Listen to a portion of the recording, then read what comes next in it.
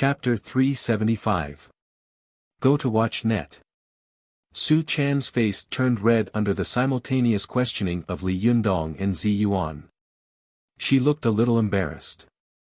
The little girl looked at Li Yundong eagerly and said with some difficulty, "If I become a fox spirit, you will dislike me." Li Yundong didn't know whether to laugh or cry. She was still fussing about this at a time like this. He hurriedly coaxed, "Girl, what nonsense are you talking about? It's not like I haven't seen your real body before. Don't be silly. Your master won't dislike you. Go to watch net." 7 K.O.M. Su Chan's smart eyes rolled. She thought for a moment and said awkwardly, "But, Sister Zi Yuan is here. I'm embarrassed." Zi Yuan sighed, closed her eyes, and said, "Then I'll close my eyes. Is that okay?" Su Chan blinked but didn't say anything. She stared at Li Yundong without blinking. Li Yundong also sighed. "Then I'll close my eyes too." Su Chan nodded with a smile. "You're not allowed to open them like last time." Li Yundong shook his head helplessly and closed his eyes, looking as if he didn't want to look at her. "I'm afraid of you. I won't open my eyes. If I open them, I'll be a puppy." Seeing Li Yundong's solemn promise, Su Chan was relieved. The little girl blinked her eyes and said, "Then I'll change." After that, she took a deep breath and spat out a crimson nightin from her mouth. Soon, she transformed into a three-tailed fox spirit. The body of a fox spirit was completely different from that of a human. As soon as Su Chan transformed into a fox, she immediately felt her body relax. She rolled her eyes, moved her limbs, and escaped from the fairy tide rope with a whoosh. As soon as the little girl landed on the ground, she turned around and swallowed the nightin. In the blink of an eye, she returned to her human form. She opened her eyes and said in surprise, "You should have told me before you changed." After that, she said to Li Yundong, "The fairy tide rope is loose." Li Yundong was shocked. He opened his eyes and saw that there was indeed a large space around his waist, and it was much easier for him to breathe. Li Yundong was about to move, but Zi Yuan grabbed him and said, "Don't worry. Let's move at the same time. The fairy tide rope's reaction is extremely fast." Su Chan pulled out from the middle before because she is a fox spirit, so the fairy tide rope will not sense her changes and movements. But the two of us are in human form. The moment we move, the immortal binding rope will retract. Li Yundong said, "Then I'll go down and you'll go up." Zi Yuan said, "All right." Both of them were lying on their sides on the ground, so it was not convenient for them to exert force. At this moment, both of them moved. Just as they were about to exert force, the immortal binding rope suddenly felt movement. Before Li Yunyang and Zi Yuan could exert their strength, the immortal tying rope tied the two of them together again. The fairy tide rope suddenly exerted so much force that their heads bumped against each other. Li Yundong and Zi Yuan cried out at the same time and covered their foreheads with their hands, their faces full of pain. Su Chan burst out laughing and said, "You didn't escape. Your reaction is so slow." Li Yundong covered his forehead and said angrily, "If you want to run, you should at least tell us. You slipped out alone, but we didn't have time to run out." Zi Yuan almost went crazy. She shouted with a broken face, "Oh my God, now it's great. How can we escape? Su Chan, why didn't you tell us?" The smile on Su Chan's face froze, and she said dryly, "I didn't expect." Li Yundong sighed and said, "This is great. The two of us are tied up tightly. We can't run away even if we want to." As he said this, Li Yundong moved a little unwillingly. He felt that although the fairy tide rope was still tightly binding him and Zi Yuan, it was not as suffocating as before. Zi Yuan and Li Yundong were tied together, and their bodies were pressed against each other. They faced each other, and her chest was also pressed against Li Yundong's chest. His strong masculine scent also rushed over her. Ziyuan only felt that her whole body was hot and weak, and she was extremely anxious. She couldn't help but say to Li Yundong angrily, "Don't move. Don't get so close to me." Li Yundong smiled bitterly and said, "What can I do? Who let this rope tie us so closely?" Because one person was missing, Li Yundong could finally turn his head. He said to Su Chan, "What are you waiting for? Hurry up and think of a way." Su Chan was at a loss. How? What way? Li Yundong didn't know whether to laugh or cry. Even finding something to cut would be good. Su Chan seemed to wake up from a dream. She quickly turned around and began searching around. Ziyuan sighed and said faintly, somewhat resigned to her fate, "It's useless. If the fairy-tied rope doesn't stop swords and knives, no magical item or sword can cut it." Su Chan snorted and said unhappily, "I don't believe it." She looked around and suddenly saw a mighty and tall statue of Emperor Guan standing in the side hall. This second Master Guan held an incomparably huge green dragon crescent blade in his hand and stood there majestically. Su Chan was overjoyed. She rushed to the statue of Emperor Guan, held the green dragon crescent moon blade with both hands, and pulled hard. Su Chan pulled out half of the green dragon crescent moon blade from the hand of Emperor Guan. Although it was only half, Su Chan felt that it was heavy in her hand. A huge force pulled her back. She was shocked and thought to herself, "Why is this green dragon crescent moon blade so heavy?" When Su Chan took a deep breath, she grabbed the blade of the green dragon crescent moon blade and jumped up. She pulled the long blade hard and pulled it out.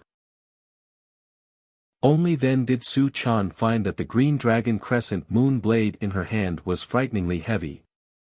The blade was 3 meters long, and the handle was as thick as a forearm. Moreover, the whole body was made of fine steel. Su Chan put the green dragon crescent moon blade in front of her. She couldn't touch the tip of the blade even if she stood on tiptoe. Su Chan used her chi to make herself fly up. Her fingertips finally touched the blade. She was surprised to find that the blade of the green dragon crescent moon blade was very sharp. It had been sharpened. Su Chan landed on the ground and tried to lift the blade with all her might. She found that she couldn't lift it with both hands. This was no small matter. Su Chan had been able to lift the fan of 7 treasures, which weighed 81 kilograms, as if it were light. She hadn't expected that she couldn't lift the green dragon crescent moon blade in front of her. Su Chan knew her strength very well. If she used her chi to lift something, although it was impossible for her to have the strength of 1,000 kilograms like Li Yundong, she could still easily swing something that weighed 100 or 200 kilograms, and she could barely lift something that weighed a few hundred kilograms. However, the green dragon crescent moon blade in front of her didn't move at all. "Does this blade weigh 1,000 kilograms?" Su Chan gritted her teeth, held the green dragon crescent moon blade with both hands, and lifted it hard. With a clang, she finally lifted the blade. However, the result of her barely lifting the blade was that as soon as it was lifted, the blade sank behind Su Chan. The little girl let out a cry and almost staggered. However, she was also a cultivator. With the strength of her waist, she suddenly swung the long blade that was over her head in front of her. What Su Chan hadn't expected, however, was that the long knife was nearly 3 meters long. As she swung it forward, the inertia caused her to stumble. She stumbled a few meters after the knife, and the blade slashed down towards the ground with a whoosh. At this time, Li Yundong was discussing with Ziyuan about sitting up. The two of them had been panting on the ground for a long time, one commanding and the other cooperating.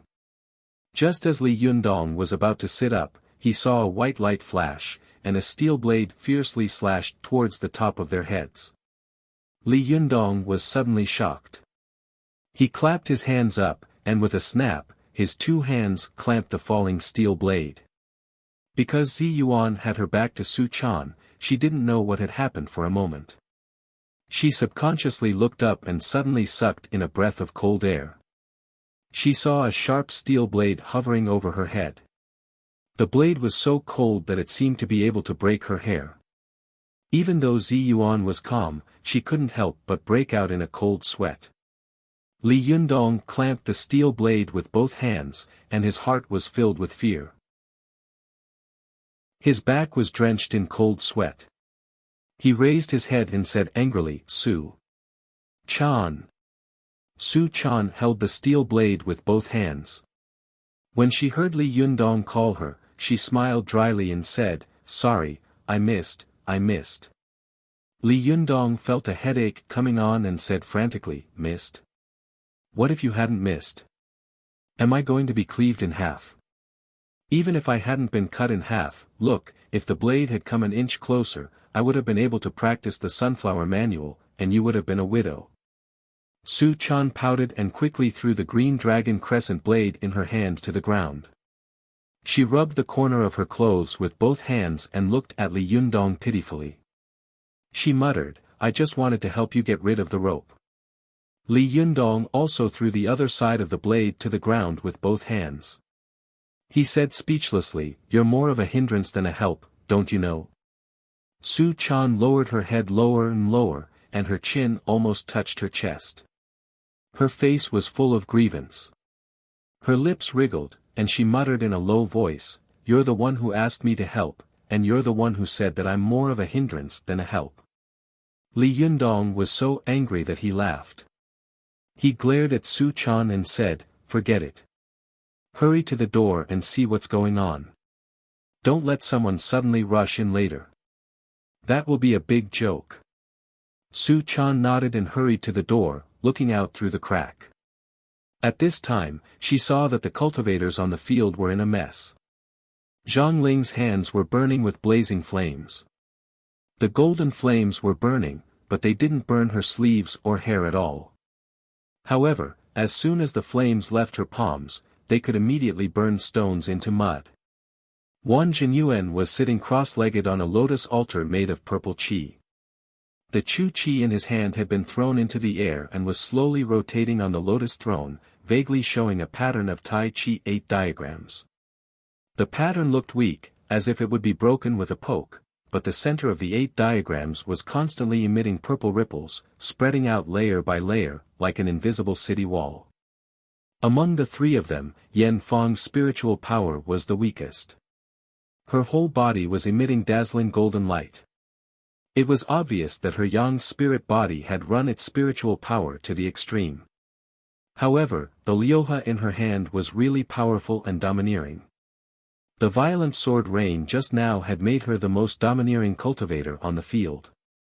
Su Chan looked around and saw that there were flying swords everywhere. The Lyoha seemed to have transformed into countless long swords, each of which was fighting with the cultivators. The little girl exclaimed, "Ah, Yan Fang is so powerful. She's suppressing everyone by herself. Is the Lyoha sword so powerful?" Zi Yuan was struggling to sit up.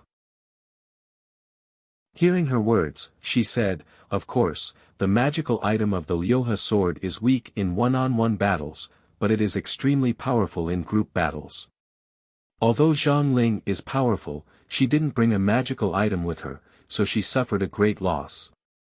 The Jilha Yellow River ruler in Wan Jinyuan's hand was a defensive magical item, so its offensive ability was not strong. Therefore, Yan Fang suppressed everyone by herself.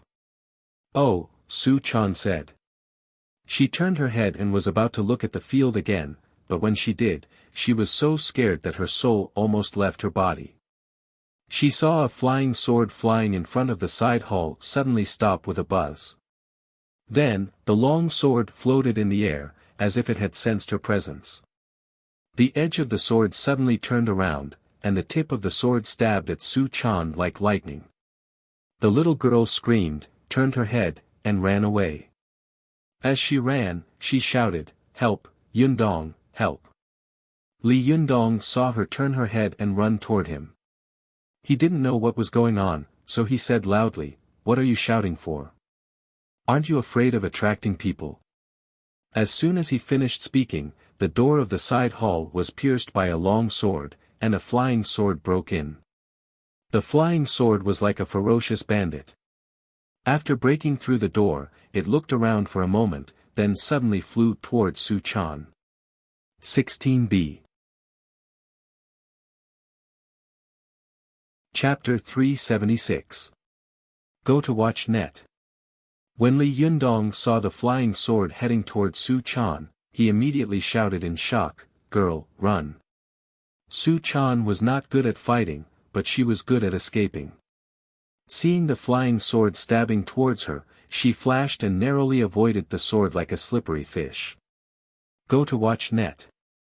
As Su Chan dodged, she shouted, "What are you going to do?" Li Yundong said loudly, "Don't worry about me.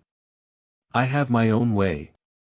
As soon as he finished speaking, he saw the Lyoha suddenly stop in mid-air, as if it had heard Li Yundong's words. It was indignant. The long sword trembled and made a buzzing sound. After a while, one sword was divided into two swords, and the two swords became three swords. Su Chan was shocked and said, "It's splitting."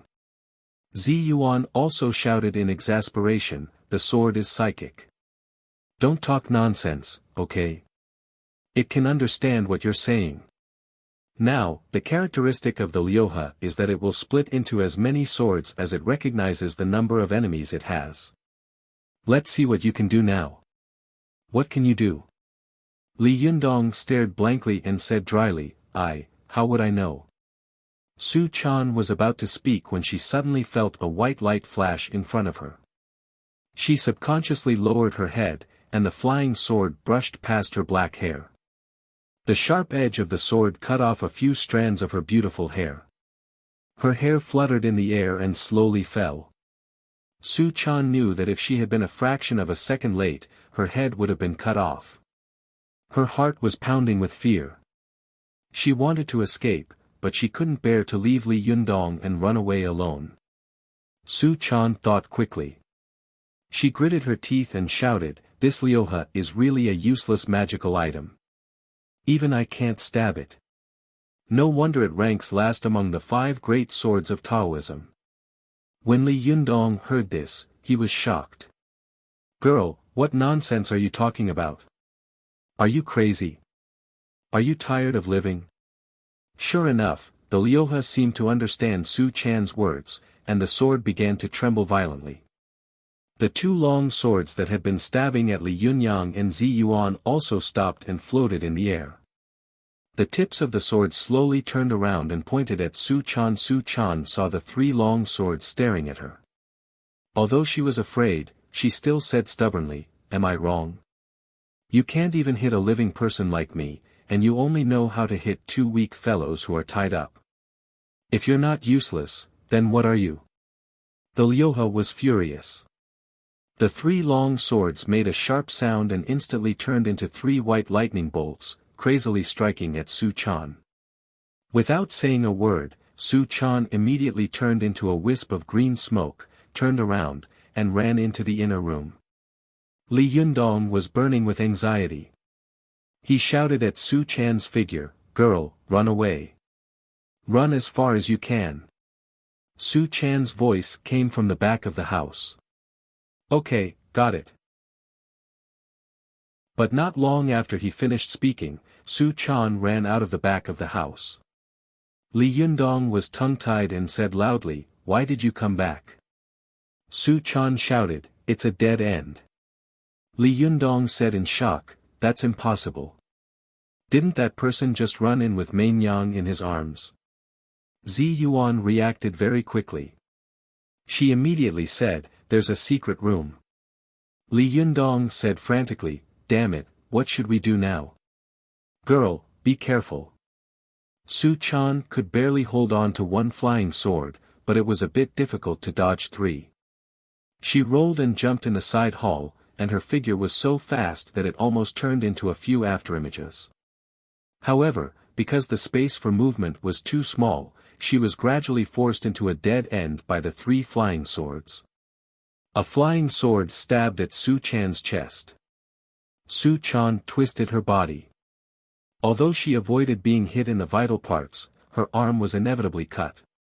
The little girl let out a shout, but as soon as her voice came out of her throat, she felt that her shout might make Li Yundong worry, so she quickly closed her mouth and stubbornly dodged the flying swords with difficulty. Li Yundong heard this shout clearly.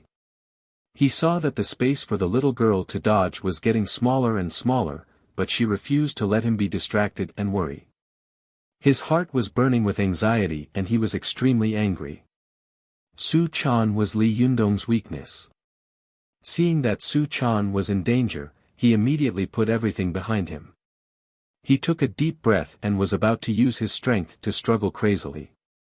Seeing that Li Yundong was about to lose his temper, Zi Yuan was shocked and hurriedly said, "No, no, you can't struggle hard. The harder you try, the stronger the fairy tide rope will be. In the end, it will strangle us to death." Li Yundong's eyes were red. He gritted his teeth and said, "That's better than me watching Su Chan die in front of me." Seeing that Li Yundong had lost his mind, Zi Yuan made up her mind and said loudly, "Li Yundong, calm down. Let's find a way to control this Liuha first." Li Yundong roared loudly, "We are tied up like dumplings. How can we control it?" Zi Yuan saw that Li Yundong's eyes were bloodshot and his face was ferocious. She took a deep breath and calmed down. She said in a low voice, "Li Yundong, didn't you control the Liuha last time? Why can't you do it this time?" Bulsh *t, how can the last time be compared to this? Last time. Just as Li Yundong was cursing, an idea suddenly flashed through his mind. He was smart and immediately scolded the Liuha, *ck, "You broken copper and iron sword. Don't you know your grandfather anymore? Last time I subdued you and made you obedient. What, you don't dare to cause me trouble this time? Hey, I'm tied up. Don't you dare to provoke me. No wonder you are ranked last among the 5 great swords." This sentence seemed to be a sore point for the Liuha. It suddenly stopped. The 3 flying swords had originally forced Su Chan into a corner, but at the same time, they turned their blades and rushed at Li Yundong with murderous intent, making buzzing sounds. They were like an enraged warrior glaring at his opponent. When Su Chan saw that the Liuha had stopped, she quickly jumped out of the blind spot. She also put her hands on her hips and shouted at the Liuha, "You piece of trash, you can't even stab me for a long time. You're really useless." Li Yundong was stunned, and so was the Liuha. It seemed to be hesitating for a moment, not knowing who to deal with first. Seeing this, Li Yundong quickly continued to curse the Liuha. The filthy words he used made Zi Yuan frown. The Liuha pointed the tip of the sword at Su Chan and then at Li Yundong in the air. It seemed to have been scolded so much that it didn't know who to attack first. Seeing that the Liuha had been scolded silly, Su Chan and Li Yundong were secretly happy and scolded it even more vigorously. The Liuha flew into a rage out of humiliation and let out a sharp sword cry. Suddenly, 2 of the long swords went straight to Li Yundong, and one went straight to Su Chan. Su Chan let out a loud cry. As she ran, she cursed and circled around the side hall with the long sword. However, Li Yundong shouted, "Come on." His hands were outside. Seeing a long sword coming straight at his waist, he saw it accurately. He stretched out his hand and flicked the blade of the long sword with his finger. With a clang, the long sword was immediately bounced away, and the other long sword stood up and slashed toward Li Yundong. Li Yundong quickly shouted at Zi Yuan, "Zi Yuan, don't move. Cooperate with me and take a step to the left." Before Zi Yuan could react, she heard Li Yundong's voice and subconsciously took a step to the left. With a muffled sound, the long sword slammed heavily into the fairy tide rope that was binding the 2 of them. There was a loud bang in Zi Yuan's mind. She instantly remembered the psalm that her master had left for her, "The spiritual mirror is easy to break, and the immortal sword can't break the red rope." Zi Yuan's head was buzzing. She subconsciously opened her mouth and shouted in her mind, "Master, you're right again. Your psalm has come true again." Li Yunyang saw that Zi Yuan was staring blankly into the distance. She seemed to be in a daze and didn't react at all. He didn't have time to call out to her, so he simply held her body with one hand and led her to clumsily dodge the attacks of the two flying swords. If the two long swords were slashing horizontally, Li Yundong would use his fingers to flick them away, but if they were slashing vertically, Li Yundong would use the fairy-tied rope to block the slashes of the long swords. The fairy-tied rope had originally been used to bind the two of them, but now it had saved their lives. The Liuha's attacks were fruitless, and it suddenly became angry. One of the long swords retreated a little and then stabbed toward Li Yundong like a spear. Li Yundong felt the hairs on his lower abdomen stand on end. Relying on his amazing foresight, he pulled Zi Yuan's body back an inch. With a "chi" sound, the long sword instantly pierced between Li Yundong and Zi Yuan's bodies. The sharp blade cut open their bodies at the same time, and blood flowed out. With this blood, the long sword that had been inserted between Li Yundong and Zi Yuan suddenly struggled violently. Li Yundong's heart skipped a beat. He realized that his blood was the Yuanyang blood of a boy, and Zi Yuan's was the Yuanyin blood of a virgin. How could the Liuha bear the two kinds of blood at the same time? Li Yundong immediately grabbed the long sword between the two of them with one hand, and Jinqi surged out of his whole body. The Liuha suddenly struggled crazily, like a flood dragon overturning the rivers and seas. Li Yundong felt as if he was controlling a mad beast. If it weren't for his amazing divine power, which had allowed him to control the long sword and not let it move, the long sword would have cut the two of them open. Li Yunyang's Jinqi was strong. His Jinqi poured into the Liuha sword for about 10 seconds before it stopped moving. As soon as the Liuha sword in his hand calmed down, the other two long swords suddenly trembled violently one after another, making buzzing sounds. Then, they turned into a cloud of smoke and disappeared. Why are these swords gone? Li Yundong was shocked and asked in confusion. Zi Yuan was still a little confused. Li Yundong patted her on the shoulder gently, and she seemed to wake up from a dream. She asked, "What's wrong?" Li Yundong pulled out the Liuha that had been inserted between the two of them and said, "I subdued one sword. Why are the other two gone?" As soon as he finished speaking, he suddenly heard Yan Fang let out an angry roar from outside. "Which despicable person took my Liuha?" Zhang Ling laughed and said, "Yan Fang, your Liuha has been subdued. Let's see how you can still be arrogant." Wan Jinyuan snorted coldly and said, "Jinren Yan, you can also take a rest. Just now, you fought so many people alone. You must be tired, right?" He raised his hand, and the fly whisk in his hand instantly shot out a fierce gust of wind toward Yan Fang. Yan Fang had lost her magical item, so she didn't dare to take it head-on. She dodged and said sternly, "Li Yundong, did you take my Liuha? I'm not done with you." After that, Yan Fang's figure quickly turned into a ray of blue light and disappeared. As soon as everyone heard Li Yundong's name, they were shocked and looked around. Li Yundong. Li Yundong, the leader of the Fox Zen school. Where is he? Where is he? Li Yundong was shocked and angry. He cursed in a low voice, "Damn it, Yan Fang, that B***starred, didn't forget to get me involved before she left. F***CKU. 16b. Chapter 377. Go to watch net. Only then did Zi Yuan understand what had happened. She calmed herself down and said quickly, "The Liuha can transform into countless swords, which is most suitable for group battles. But it also has a fatal weakness, that is, once the sword it turns into is subdued by the opponent, all the other swords will disappear, and the sword that has been subdued will become the real body of the Liuha. Go to watch net." Li Yundong suddenly understood and said, "So any sword can be called the Liuha?" Zi Yuan nodded and said, "Yes. Now that they have noticed us, we have to leave quickly."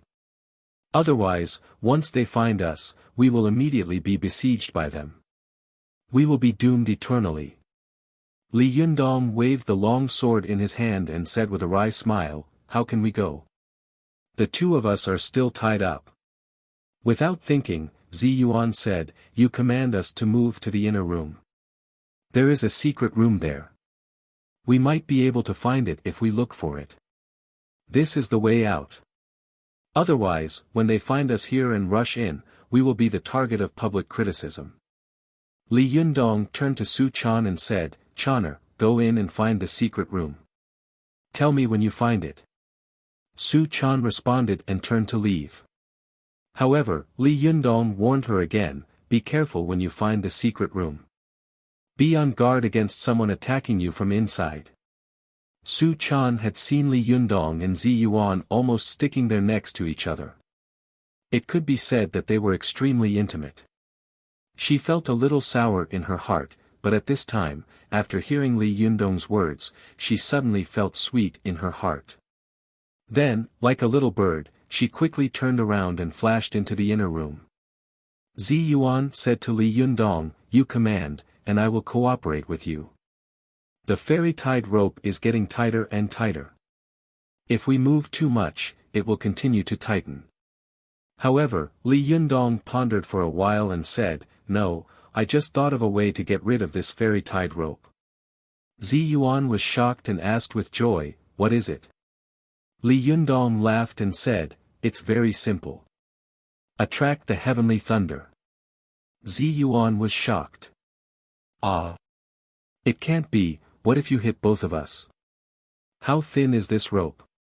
To be able to strike the rope with the heavenly lightning without hurting himself, how precise was his control of the lightning. "Your five thunders execution technique isn't proficient enough. Aren't you courting death by attracting the heavenly lightning to strike the immortal binding rope?"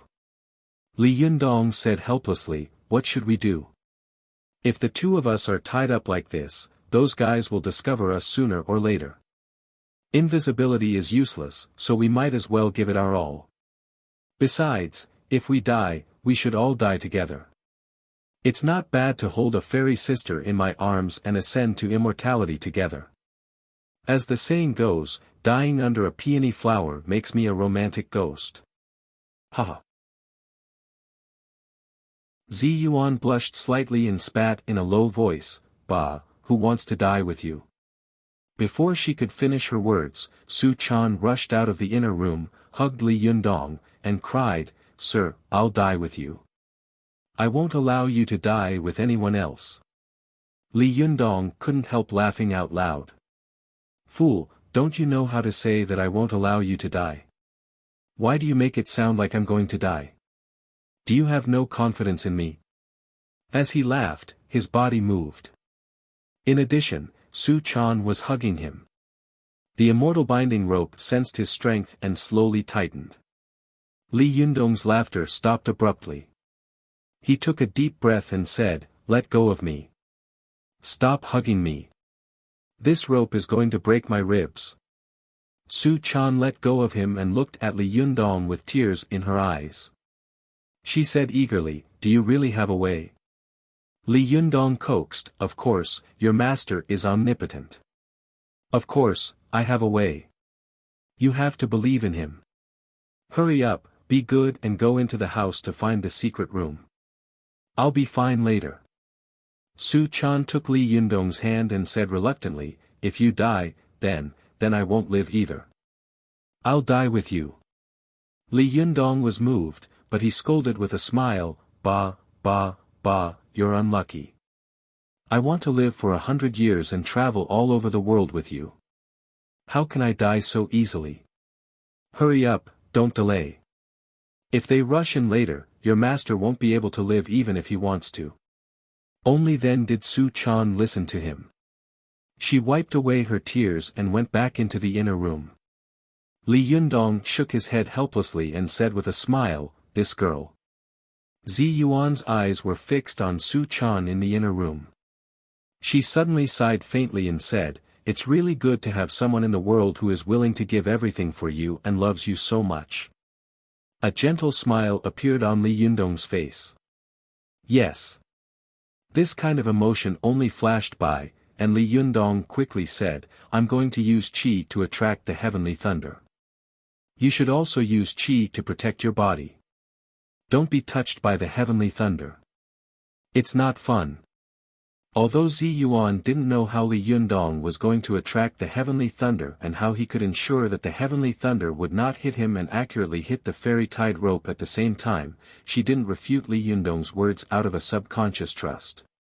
Her whole body was covered with the Jinqi of the Xianmen sect, and she looked at Li Yundong uneasily. Li Yundong took a deep breath and mobilized his Jinqi to silently use the 5 thunder righteous method. After a while, white steam rose from the top of his head, mobilizing the qi of chaos between heaven and earth, causing the dark clouds in the sky to roll and become denser and denser. At this time, all the cultivators present also felt that something was wrong. Zhang Ling even faintly felt that there was a pair of majestic eyes in the sky staring at her back, which made her hair stand on end. Zhang Ling suddenly raised her head and shouted, "Who is attracting the heavenly thunder? Do you want to die? Aren't you afraid of being struck?" Wang Jinyuan's expression was cold. He sneered and said, "Which fellow Taoist is so bold as to want to die with us?" After that, he looked at every cultivator present fiercely. As long as he found out who was attracting the heavenly thunder, he would immediately strike. When the cultivators present saw that Zhang Ling and Wang Jinyuan had suddenly joined hands, they were all shocked and hurriedly tried to explain, "It's not me, it's not me." Zhang Ling's eyes were sharp, and her eyes were bursting with light. She swept them back and forth like a sharp knife, as if she was trying to find out who was attracting the heavenly thunder. Zhou Ping, who was next to her, suddenly said loudly, "Master, could it be the thunder dragon? Ahem, could it be the person who struck us tonight?" Zhang Ling's expression turned serious and she said decisively, "It's very possible." She suddenly turned her head and shouted at Wang Jinyuan, "Master Wan, did you really not go to Mount Longhu tonight?" Wang Jinyuan sneered and said, "Nonsense, I haven't taken a step out of the ancestral court all night." Zhang Ling thought, "Damn it, I made a mistake." However, she was stubborn and thin-skinned. She was unwilling to admit her mistake, so she said angrily, "Then why didn't you admit it just now?" Wang Jinyuan rolled his eyes and said arrogantly, "I'm the head of the Gazao sect. In terms of status, I'm higher than you, Zhang Ling. In terms of seniority, I'm also older than you. In terms of age, I'm also older than you. You questioned me as soon as you came up. If I admit defeat and this matter is spread out, how can I, Wang Jinyuan, put my face in the future?" Zhang Ling snorted and thought to herself, "Last time, you were killed and had to flee from the ancestral court. Even the Renyuan Jindan was taken away. Now that such a shameful thing has been spread out, what else can't you lose?" However, she was still afraid of Wang Jinyuan, so she didn't say it out loud. She searched for a while and didn't find anyone attracting the heavenly thunder.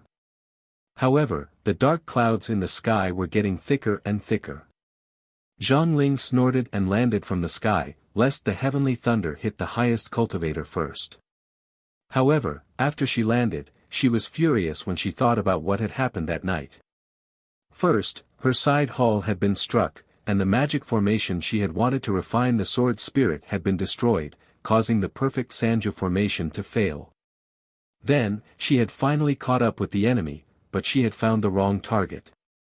She had been confused and fought with someone on the field.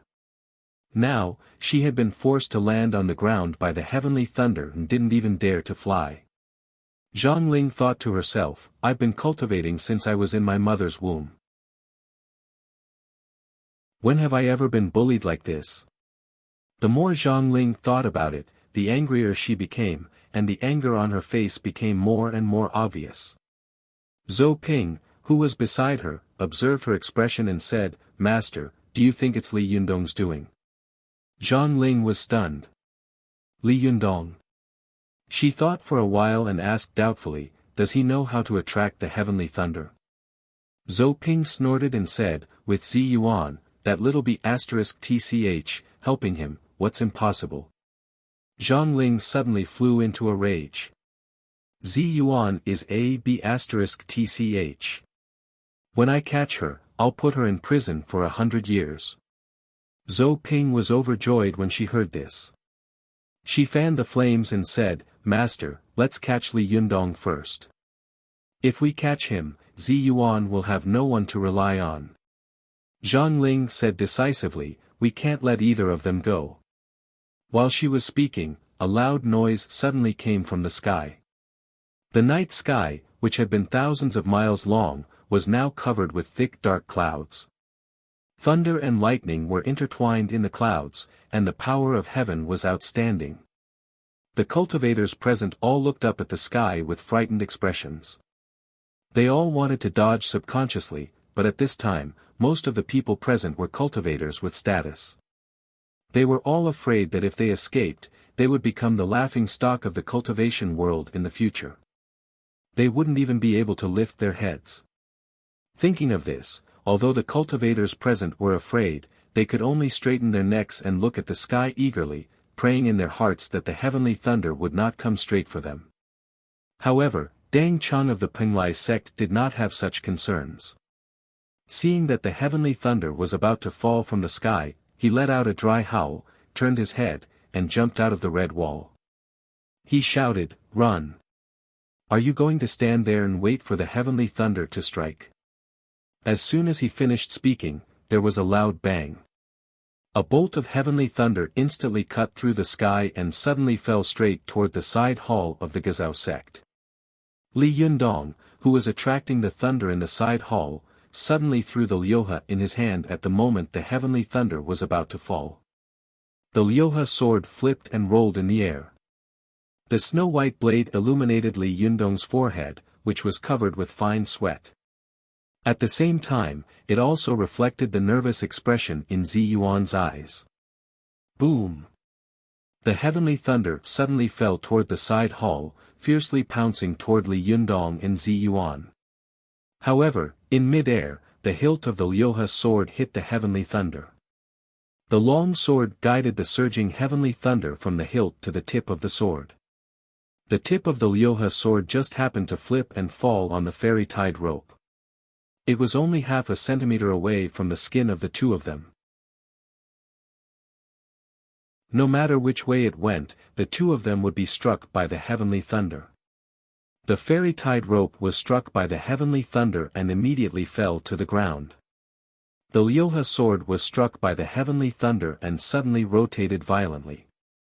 It turned into a flywheel and cut toward the statue of Emperor Guan in the shrine of the side hall.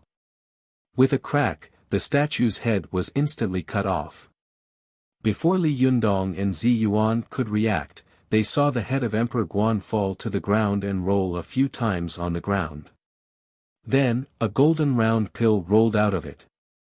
In an instant, the fragrance of the pill filled the side hall. The pill shone with golden light. The light passed through the hole in the side hall that had been struck by the heavenly thunder and rushed straight into the sky, condensing and not dissipating. Li Yundong and Zi Yuan exclaimed at the same time, Renyuan Jin Dan. At the same time, all the cultivators outside the side hall exclaimed, the Jin Dan has appeared. At this moment, everyone's breathing became heavy. No cultivator could remain calm in the face of Renyuan Jin Dan.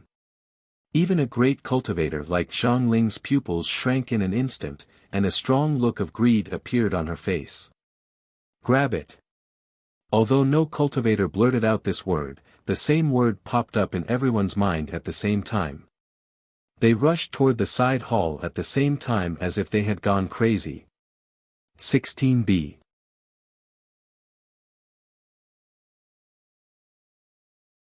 Chapter 378. Go to watch net. Just as Renyuan Jin Dan rolled out of the head of the statue of Emperor Guan, Su Chan shouted loudly in the inner room, I've found the entrance. When Li Yundong heard this, he saw the Renyuan Jin Dan rolling on the ground and immediately jumped up. At the same time, he shouted, Zi Yuan, take the Liuhe and I'll take the Jin Dan. Let's go. At the same time as Li Yunyang shouted, Zi Yuan rushed to the statue of the headless Emperor Guan like lightning. She pulled out the Liuhe sword and then quickly rushed into the inner room. Watch net. 7 K.O.M. Li Yundong's figure moved. He didn't even have time to pick up the fairy tide rope. He rushed to the Renyuan Jindan and scooped it into his palm. Then, with a spin of his feet, he rushed into the inner room.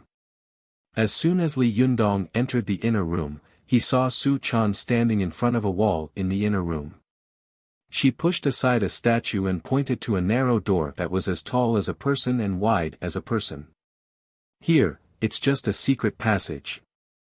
Li Yundong didn't even think about it and said decisively, Zi Yuan, you lead the way. Su Chan, you walk in the middle, and I'll cover you. After that, he threw Jindan to Zi Yuan and said, if something happens later, you go first. Zi Yuan turned around and rushed into the secret passage.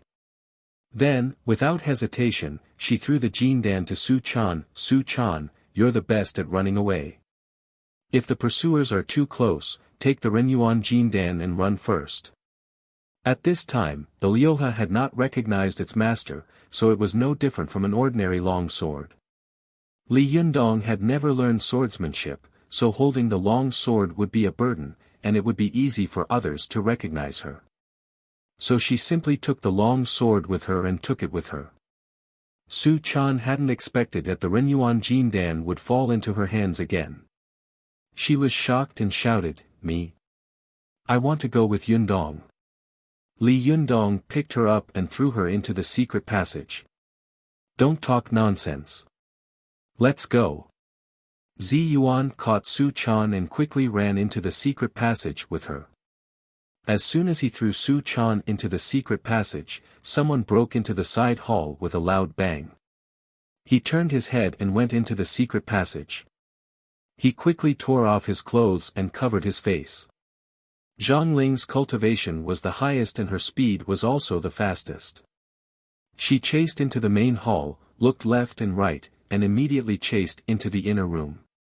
As soon as she entered the inner room, she saw a dark hole on the wall, and the statue of old Lord Taishan fell to the side. Zhang Ling saw that the hole could only allow one person to enter at a time. If there was someone guarding the hole, it would really be difficult for one person to pass through. Especially since it was pitch black inside, if someone were to ambush them, it would be very bad. The other cultivators also rushed to the inner room of the side hall. When they saw the dark entrance to the secret tunnel, they hesitated for a moment and stopped. No one dared to chase in. However, Zhang Lingyi was bold. Relying on her high cultivation level, she stomped her feet, clenched her teeth, and rushed in. Li Yundong had already expected that the other party would chase after him. Without saying a word, he slammed his palm toward the person. Zhang Ling shouted angrily, come on. Her palm met Li Yundong's palm. With a muffled bang, Li Yundong and Zhang Ling both took a step back at the same time, both of them shocked. Because the secret passage was dark, Li Yundong didn't know who it was. Moreover, he didn't know whether the secret passage he had found in a hurry was a way out. If it was a dead end, he could only guard the entrance and not let anyone in. Otherwise, it would not be one man guarding the pass, but a turtle in a jar. Li Yundong guarded the entrance of the cave, trying to buy some time for Zi Yuan and Su Chan to escape. He wanted to rely on the geographical advantage to defend for a while, but he didn't expect that the person would be so fierce, and his Jinqi was not inferior to his at all. Ever since Li Yundong entered the cultivation world, he had fought with cultivators from various sects and was undefeated. He had relied on his Jindan Jinqi in Naiden, which was as condensed as steel. However, Zhang Ling had cultivated for decades and cultivated the orthodox Taoist magic. Her Naiden was condensed and her Jinqi was vigorous. She was only above Li Yundong, not below him. In particular, Zhang Ling knew a lot of magic. Compared with Li Yundong, they were like heaven and earth. They were not on the same level at all. Li Yundong suddenly realized that the person in front of him was the strongest enemy he had ever met in his life. He was much stronger than anyone he had ever fought against. He knew that if he retreated because he was no match for this person, Zi Yuan and Su Chan would find out that this secret passage was a dead end. Then they would definitely die. There was no way for them to survive.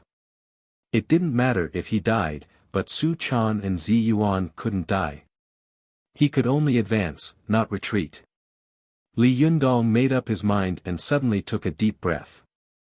The fighting spirit in his body were burning to the extreme.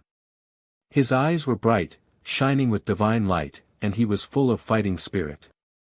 Zhang Ling, who had been forced to take a step back by Li Yundong, was also shocked. She had roughly guessed that the person inside was Li Yundong, but she had never expected that Li Yundong's Jinqi would be so vigorous, as if it was not inferior to hers. Especially after this person's palm attack, 2 rays of divine light shot out of his eyes, as if they were real. The momentum and Jinqi of his whole body seemed to be much more vigorous and majestic than before. Zhang Ling took a deep breath and thought to herself, there is such a powerful master among the younger generation of the cultivation world. I'm afraid Zi Yuan is not as good as him. The most amazing thing is that this kid is so young. How can his Jinqi be so vigorous? I've only seen such a cultivation at such a young age in my younger brother Zhang Tianshi. Where on earth did this guy come from? Zhang Ling wanted to test how vigorous Li Yundong's Jinqi was, and she also wanted to test where his bottom line was. She immediately took a deep breath and slapped Li Yundong with both palms. Without any fancy skills, she purely relied on her vigorous Jinqi to make a head-on blow. If Li Yundong was afraid, he could only retreat. If he didn't retreat, he could only take the attack. There was no way to dodge. Li Yundong saw the other party's 2 palms coming at him. Although the palms were not big, Li Yundong felt a strong and majestic aura coming at him. It was like a huge wave that could topple mountains and overturn seas, making him almost breathless. Although he had suddenly encountered a strong enemy, Li Yundong was not afraid at all. The Jinqi all over his body exploded like explosives, and the heavenly Jindan technique in his body was running rapidly. A crackling sound came from his bones, and he slapped Zhang Ling with both palms. With a loud bang, Li Yundong and Zhang Ling both took 3 steps back at the same time. The secret passage was shaken by the wind of their palms, and a lot of dust suddenly fell. The people in the side hall outside the secret passage also felt the ground shake a little. When Zhang Ling saw that Li Yundong's palm had not been at a disadvantage at all, she was suddenly shocked and angry. She had always been proud and arrogant. Among the cultivators in the world, except for her brother, the leader, she didn't respect anyone. But suddenly, in front of so many cultivators, she had been forced out by 2 consecutive palms. She felt ashamed and angry. She mobilized all the Jinqi in her body to the peak. With a loud shout, she pushed her palms and slapped them again. This time, Zhang Ling used all the Jinqi in her body. Li Yundong only felt that there was a high-speed train running in front of him. As long as he hit it, he would be smashed to pieces in an instant. Li Yundong knew that life and death were at this moment. The heavenly Jindan technique in his body suddenly ran to the 8th turn. The qi in his body was boiling, and the yin and yang qi between his 2 kidneys instantly intertwined. A stream of black qi and a stream of red qi suddenly sprayed out of his nostrils. One of his palms turned fiery red, and the other became as black iron. The yin and yang Jindan qi rushed toward Zhang Ling like a beast tide. Zhang Ling was so anxious and angry that she didn't use her magic. Instead, she chose to compete with Li Yundong with the purest internal force and Jinqi. This time, all of Li Yundong's potential was forced out. The long-lost heavenly Jindan technique's 8 turns of the fire-nurturing realm was not a joke. Bang! The palms of the 2 men collided, and they were immediately sent flying backwards like cannonballs. Zhang Ling couldn't stop the momentum, and with a bang, she knocked down countless statues of the shrines behind her. Zhou Ping, who was beside her, was shocked and rushed to her side to support her. Only then did she stop the momentum and not continue to embarrass herself. The cultivators who couldn't get involved saw Zhang Ling and the mysterious man in the secret passage fight 3 times in a row, and as a result, she was repelled 3 times in a row. The last time, she was even blown away. They all burst into an uproar, and their faces showed strong shock and fear. Zhang Ling's cultivation was so high that she was absolutely famous in the cultivation world. Especially the magic cultivation she had shown in the chaotic battle just now, it made every cultivator present feel that she deserved her reputation. But Zhang Ling, with her cultivation, had been forcibly hit and sent flying. What would they do if it were them? For a moment, they looked at each other. Although they were salivating for Renyuan Jin Dan, this narrow and dark hole frightened them so much that they stopped moving forward. No one dared to take another step forward. "Master, are you okay?" After supporting Zhang Ling, Zhou Ping asked nervously and in horror. Zhang Ling stopped in her tracks angrily. She suddenly pushed Zhou Ping away and said angrily, "Get out of my way." After that, she slapped the ground with her palm, and with a loud bang, countless cracks appeared on the ground. Then, she grabbed the air with both hands and grabbed a large amount of fire and magma. She rubbed her hands together and clapped them again. A fierce and blazing fire dragon in her hand went straight to the secret passage. Everyone saw the fire dragon twisting and pouncing into the secret room, instantly illuminating the figure of a person. This person quickly pinched his fingers together, and his 2 hands were bound. His middle fingers were stretched out vertically like needles. It was the Samyama Mahamudra of the Vajra realm in the mantra Mahamudra. The man roared, "Bang!" The mantra was like thunder, shaking the ears of all the cultivators present with a buzzing sound, and their eardrums were in pain. The Mahamudra fiercely slapped out in the air, smashing the fire dragon into pieces. The flames fell on the wall of the secret passage and could not be extinguished for a moment, illuminating the figure of the man. Everyone fixed their eyes on him and saw that half of his body was hidden in the darkness, mysterious and majestic. The other half of his body was illuminated by the flames. His face was covered, and his eyes were shining brightly. His figure stood like a mountain, like a deep abyss or a high mountain. He was really majestic and could hold the fort by himself. Everyone saw that Li Yundong was guarding the entrance of the secret passage alone. Although there were many of them, they couldn't do anything to him. Even Zhang Ling, who had the highest cultivation, had been sent flying by him with 3 palms. They suddenly looked at each other. Although they wanted to snatch the treasure, they didn't have the courage to go forward. It was not the first time that Ding Nan, who was hiding at the back of the crowd, had seen Li Yundong fight back alone. But at this time, when she saw the scene in front of her, she couldn't help but sigh in her heart, "What is an invincible hero? This is it. Kids, you are too ruthless. You are the 6th one, forcing me to update 5 times. This Monday, Tuesday, Wednesday, Friday, Saturday, these 5 days, the update time is the same as before."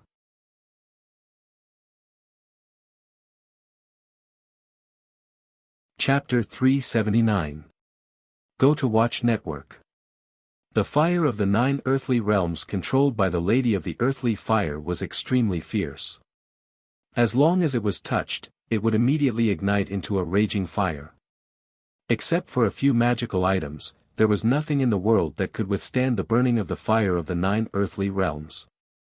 Go to 7 KOM. However, Li Yundong's Mahamudra was invisible and vigorous Shinchi, which could not be burned at all. It just happened to restrain Zhang Ling's fire of the 9 earthly realms. Moreover, Li Yundong's location was excellent, so it could be said that he had the geographical advantage. Zhang Ling saw that Li Yundong had easily dispersed the fire of the 9 earthly realms, which she was most proud of. The surrounding cultivators looked at Li Yundong with more awe. She was so angry that she wanted to vomit blood. Seeing that her master had suffered a loss, Zhou Ping immediately shouted, "Li Yundong, are you tired of living? How dare you offend our Jingyi school?" Most of the people outside the secret passage were cultivators who had participated in the siege of the Fox Zen school. At this time, they all recognized that this person was Li Yundong, especially his mantra Mahamudra, which had left a deep impression on them. They saw that Li Yundong was guarding the entrance of the cave, making it impossible for them to move forward. If they forced their way in, they were afraid that they would not end up well. The fact that Li Yundong had killed 2 people and defeated 7 people in a row in the Fox Zen school last time was still vivid in their minds, and they still had lingering fears.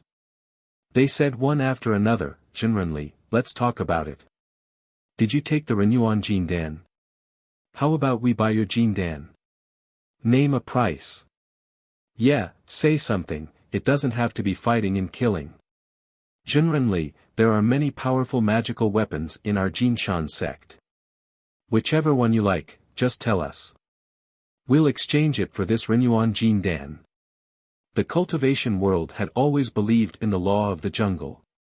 The weak were prey to the strong, and the fittest survived. Zhang Ling had tried to be tough before, but Li Yundong was even tougher than her.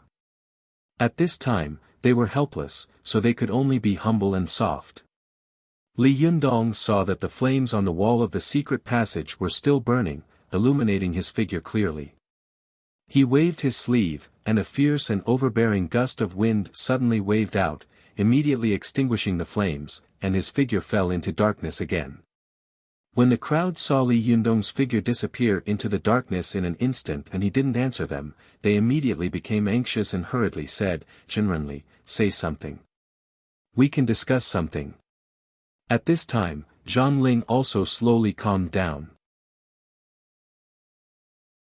She remembered that the moment she had fought with Li Yundong just now, she had seen a stream of red qi and black qi coming out of his nostrils. His appearance was strange and his cultivation method was powerful. She was shocked and shouted, "Li Yundong, did you get the heavenly Jindan technique? I didn't expect you to have actually cultivated to the 8th transformation of fire-nurturing realm at such a young age." Li Yundong was shocked and thought to himself, paper really can't wrap fire. She actually recognized me. Li Yundong made up his mind not to speak. He remained silent, neither admitting nor denying it. But as soon as Zhang Ling said that, the other cultivators immediately exploded. Du Fei of the Chuanjian Dragon sect said in surprise, "Jinrenli, I've long heard that you've obtained the long-lost heavenly Jindan technique. I originally thought it was a rumor, but I didn't expect it to be true. Our Chuanjian Dragon sect has a good relationship with Mr. Chen Pu. Where did you get the heavenly Jindan technique? Can I borrow it to have a look?" As soon as Du Fei said this, the cultivators of the other sects were unhappy. Zhang Hongqing of the Jinshan sect said loudly, "Jinren, your words are inappropriate. What do you mean that your Chuanjian Dragon sect has a good relationship with Mr. Chen Pu? Are you shameless? Mr. Chen Pu is from the last 5 generations of the Tang dynasty. Your Chuanjian Dragon sect was founded at the end of the Song dynasty and the Yuan dynasty. There have been more than 300 years between them. Aren't you too shameless to claim a relationship with him?" Du Fei's face darkened. He turned his head and said, "Our Chuanjian Dragon sect is an orthodox Taoist sect. The heavenly Jindan technique that Mr. Chen Pu created is also an orthodox Taoist Kung Fu. Wang Chongyang, the founder of the Chuanjian sect, combined Buddhism, Taoism, and Confucianism into one. He learned from all kinds of sects, including Mr. Chen Pu's Gall training technique. According to the cultivation method, we belong to the same lineage, so how can there be no relationship?" Du Fei's words made the other cultivators burst into laughter. Chen Anji of the Eastern Chinese sect said sarcastically, "If that's the case, then our Grandmaster Ning Chuanjun and Mr. Chen Pu are even closer. Immediately, a cultivator said, "Nonsense, Ning Chuanjun is also a cultivator of the Song dynasty. How can they be closer?" Chen Anji said sarcastically, "According to Zhenren Du, the Kung Fu created by Ning Chuanjun of our Donghua sect is also an orthodox Taoist Kung Fu. Moreover, our Grandmaster Ning Chuanjun is from the northern Song dynasty and lived much earlier than Wang Chongyang. According to the time, isn't he closer to Mr. Chen Pu?" Everyone burst into laughter, taking pleasure in his misfortune. Zheng Yuan, who was standing at the back, said in a low voice with a face full of sarcasm and disdain, "This group of good-for-nothings. When they encounter something, they only know how to undermine each other. Alliance of the Six Sects, bah. What the hell? What's the use of asking about the heavenly Jindan technique instead of chasing after the Renyuan Jindan in front of him? Will he spit out what he has eaten? Stupid, stupid beyond belief." Ding Nan also asked in a low voice, "Master, what is the heavenly Jindan technique?" Zheng Yuan glanced at her and said kindly, "I'll tell you when we get back." As he spoke, his expression suddenly became very unwilling and resentful. However, Li Yundong has obtained the Renyuan Jindan and the heavenly Jindan technique. I'm afraid that our chances of revenge have become very slim. Alas, I originally wanted to fish in troubled waters tonight and see what benefits I could take, but I didn't expect that Li Yundong would take advantage of it. Damn it, damn it. While he was whispering to Ding Nan, the cultivators of the various sects were already quarreling. Zhang Ling was irritated when she heard this. She shouted, "What are you arguing about? Can you get a result by arguing like this? How can you make the other party willingly return the rare treasures to you just by talking? What kind of sweet dreams are you having?" Zhang Ling was of high seniority and strength, so her words were extremely prestigious. The cultivators of the various cultivation sects seemed to wake up from a dream and once again united against the common enemy. They said one after another, "Li Yundong, hurry up and hand over the heavenly Jindan technique. This is the most precious treasure of our Taoism.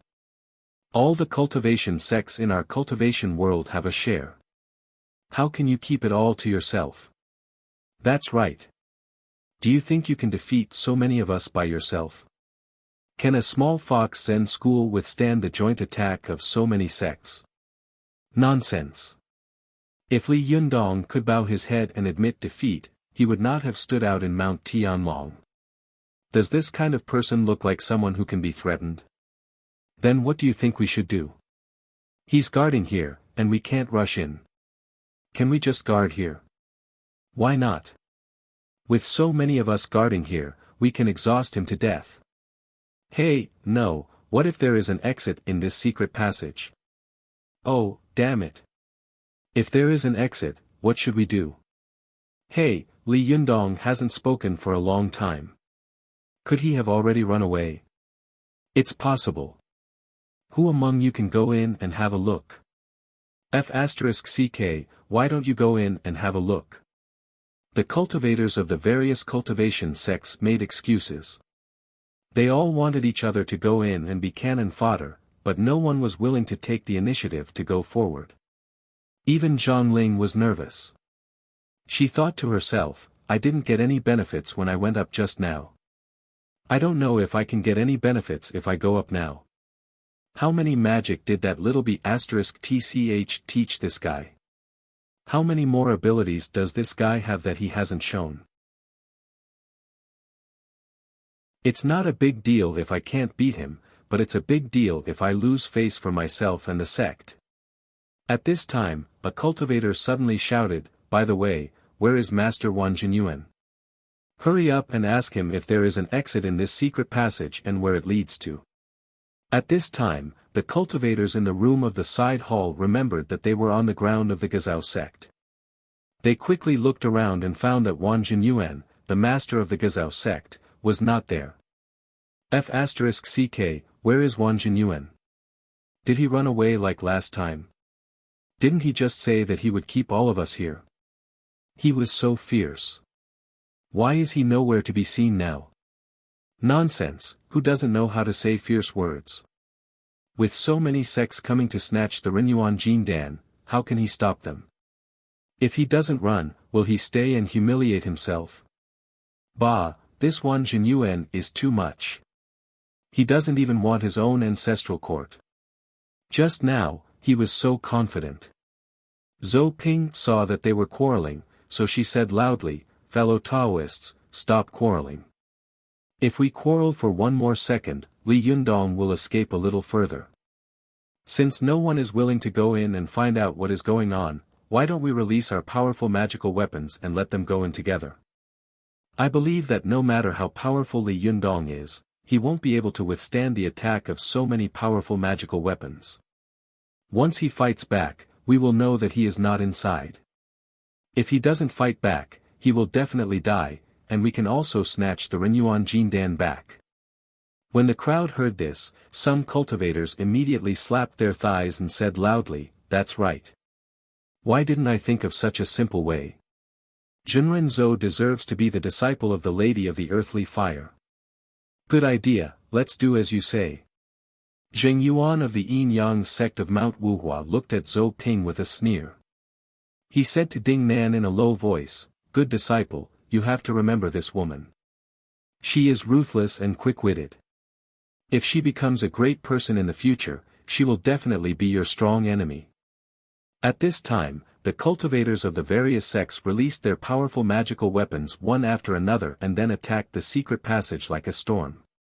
Everyone heard a clanging sound in the secret passage. Their powerful magical weapons seemed to have hit a steel wall and could not move an inch. They immediately shouted, "This guy is still inside. Everyone, come on." After confirming that Li Yundong was still inside, the cultivators of the various sects became energetic and drove their powerful magical weapons to attack frantically. But no matter how hard they attacked, there was still a clanging sound coming from inside. After a long time, they couldn't help but feel suspicious. What's going on? Why do I feel that something is wrong? Zhang Ling was also confused. She shouted, "Let me do it." After that, she clapped her hands and released a fierce fire dragon, which rushed into the secret passage. Wherever the fire dragon went, it immediately lit up the surroundings. Everyone saw an iron wall covered with golden Sanskrit in the secret passage. It was the fan leaf of the Fan of Seven Treasures. The Fan of Seven Treasures sensed that the fire dragon was coming straight for it, but it did not dare to intercept it. It immediately retracted its fan leaf and fled into the secret passage in the blink of an eye. Everyone was shocked and cried out in unison, "Oh no, we've fallen into the trap of luring the tiger away from the mountain. Li Yundong has run away." Zhang Ling shouted angrily and took the lead to chase into the secret passage. With someone taking the lead, the others also became bold and rushed in. Along the way, Zhang Ling was extremely vigilant as she sprinted forward. The fire dragon that she had released led the way. After she sprinted for a while, the fire dragon suddenly rushed out of a cave with a loud bang. With a whoosh, the branches and leaves that were covering the entrance of the cave were set ablaze, and the fire spread in all directions. Zhang Ling rushed out of the cave. She looked around and realized that she was already at the foot of the mountain. She snorted angrily and waved her hands. The flames that were spreading around immediately flew towards her palms. Zhang Ling rubbed her palms together and the flames immediately turned into a puff of green smoke and disappeared without a trace. At this time, the cultivators of the other sects rushed out of the secret passage one after another. They all stamped their feet and said angrily, "Damn it, he got away." Zhou Ping also said angrily, "The monk can run away, but the temple can't. I know where his lair is. Everyone, follow me."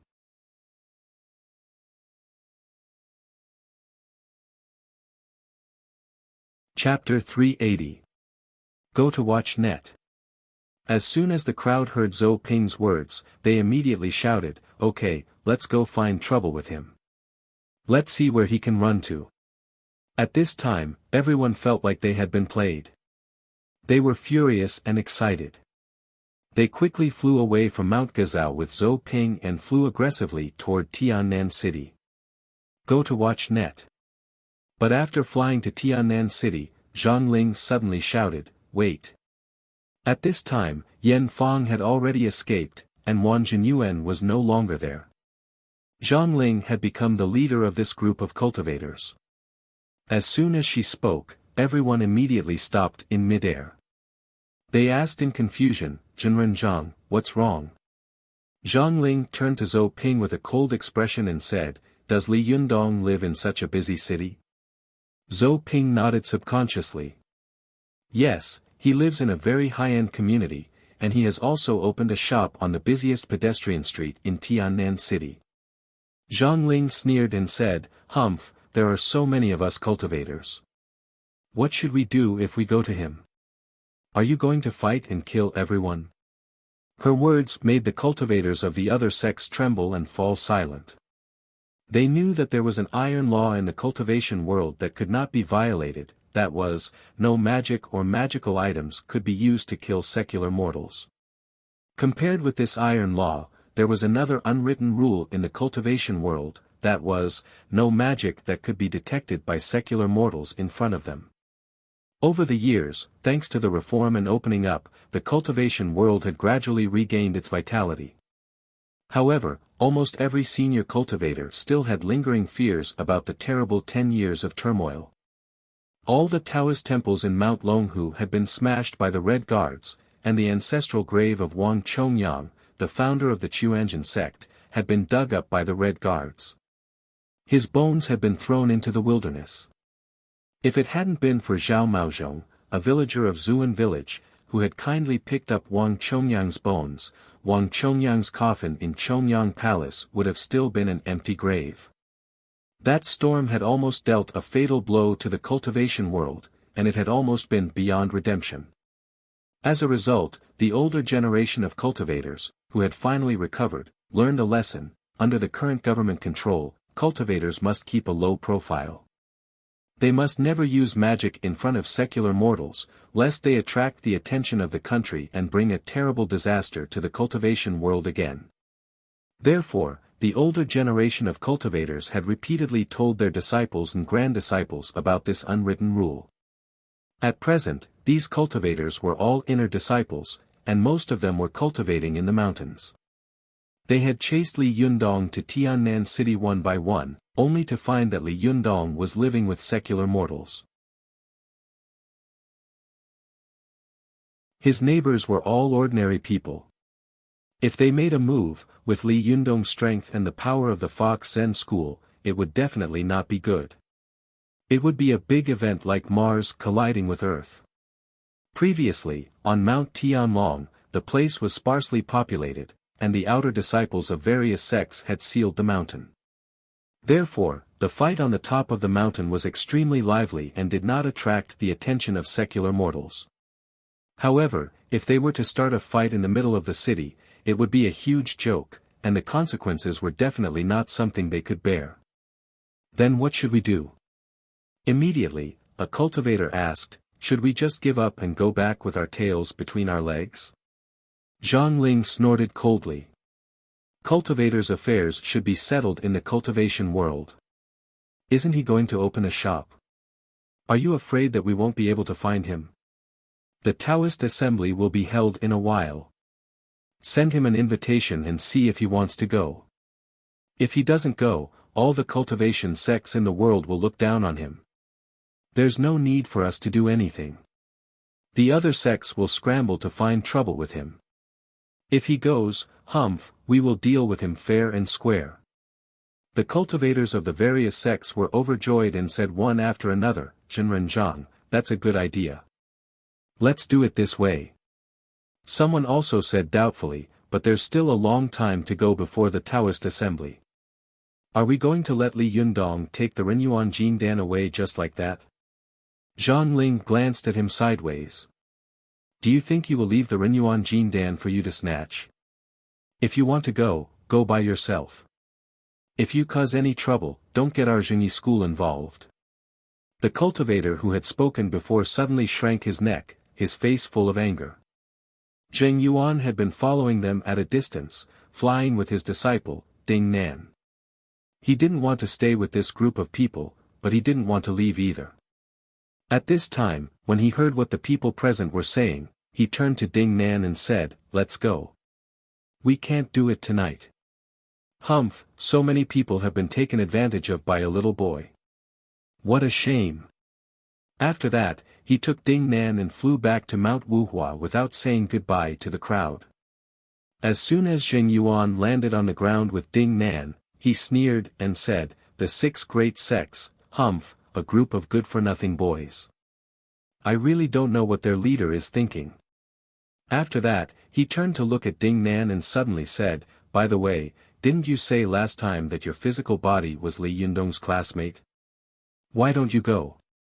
Ding Nan suddenly became agitated and shouted, "I won't go. If you want to go, go by yourself." Ding Nan was afraid that she would lose face in front of Li Yundong and that he would look down on her. How could she be willing to face him before her cultivation was complete, let alone beg him in a humble voice? Seeing Ding Nan's fierce reaction, Zheng Yuan thought that his disciple, Lv Fengping, had remembered the previous destruction of her physical body. He had no choice but to say helplessly, "I haven't said anything yet. Why are you so agitated?" Ding Nan said loudly, "Nothing. I don't want to talk to him." Zheng Yuan could only coax her, "Okay. Alas, then I have to think of another way. However, Li Yundong's cultivation is already high. Now that he has a Renyuan Jin Dan, I'm afraid that I won't be able to do anything to him in the future." After taking a few deep breaths, Ding Nan gradually calmed down and said, "Don't worry about that. As far as I know, Li Yundong will most likely not take this Renyuan Jin Dan himself.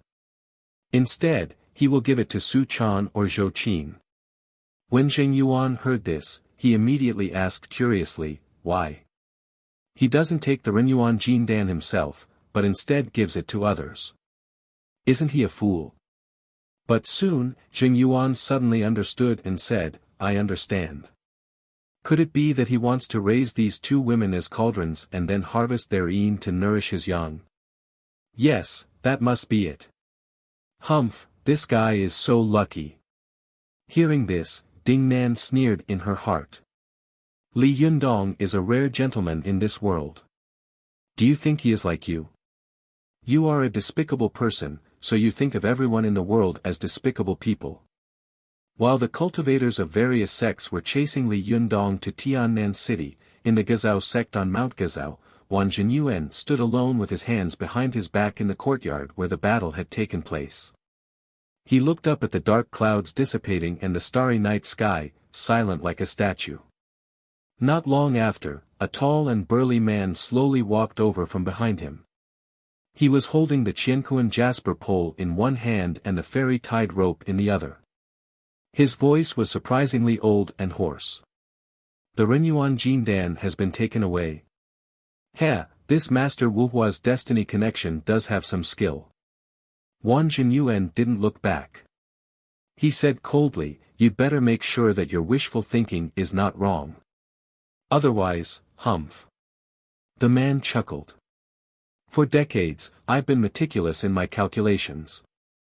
What in the world can escape from my calculations?" Wang Jinyuan's face was full of sarcasm. "Oh. If you really want Li Yundong to take the Renyuan Jin Dan, why did you tie him up so tightly with the fairy-tied rope? Aren't you afraid that he won't be able to break free and end up making a fool of himself?" The man snorted and said, "Ever since he took Chanur's Renyuan Jin Dan, I've been observing him for a long time. How can the person I choose be easy to deal with? If he can't escape, it means that he is not the person I want to choose. At worst, I can choose another one." Wang Jinyuan suddenly turned his head and said angrily, "****, do you think the Renyuan Jin Dan I refined is the Lu Wei Di Huang pill? You think it's a waste?" The man said bluntly, "Don't talk nonsense. I helped you collect the spiritual herbs needed for your Renyuan Jindan. If I hadn't helped you get these two big golden snakes, you would never have been able to refine the Diyuan Jindan in your life. There was a flash of anger in Wang Jinyuan's eyes, but he quickly suppressed it and said in a deep voice, now the Diyuan Jindan is still missing the most important guiding drug. As long as I have this guiding drug, I can refine the Diyuan Jindan. The man thought for a moment and said, once the Diyuan Jindan is refined, our plan will be more than half successful. At that time, the Gezhou sect of external alchemy will not be far from rising again. Wang Jinyuan's eyes couldn't help but show a strong burning light. He thought for a while and suddenly said, where's your woman? The man said lightly, she's asleep. Wang Jinyuan snorted coldly and said, those who achieve great things don't care about trifles. I think you'd better get rid of her as soon as possible.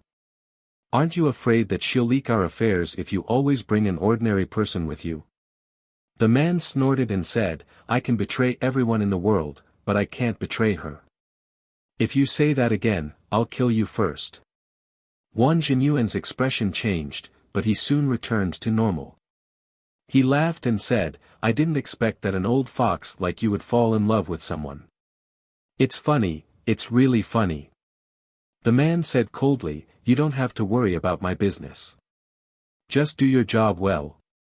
The Taoist assembly will be held soon. You'd better make sure that nothing goes wrong. Otherwise, don't expect the Gezhou sect to rise again in this lifetime. Wang Jinyuan also sneered and said, don't always threaten me with this.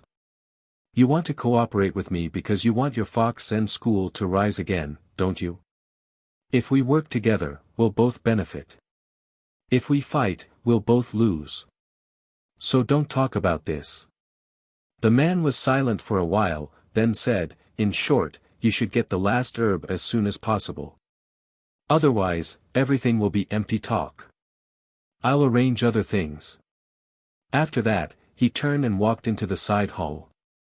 Wang Jinyuan snorted and continued to raise his head. He looked at the vast starry sky, but there was a meaningful smile at the corner of his mouth. He murmured slowly, the cultivation world will not be peaceful anymore.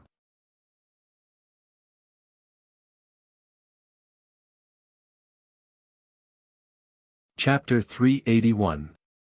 Go to watch net. While Zhang Ling and the others were aggressively rushing to Tiannan City, Zi Yuan and Su Chan were on the roof of a building next to their residence, looking around vigilantly and nervously. Go to watch net. 7 K.O.M. They didn't dare to go home directly.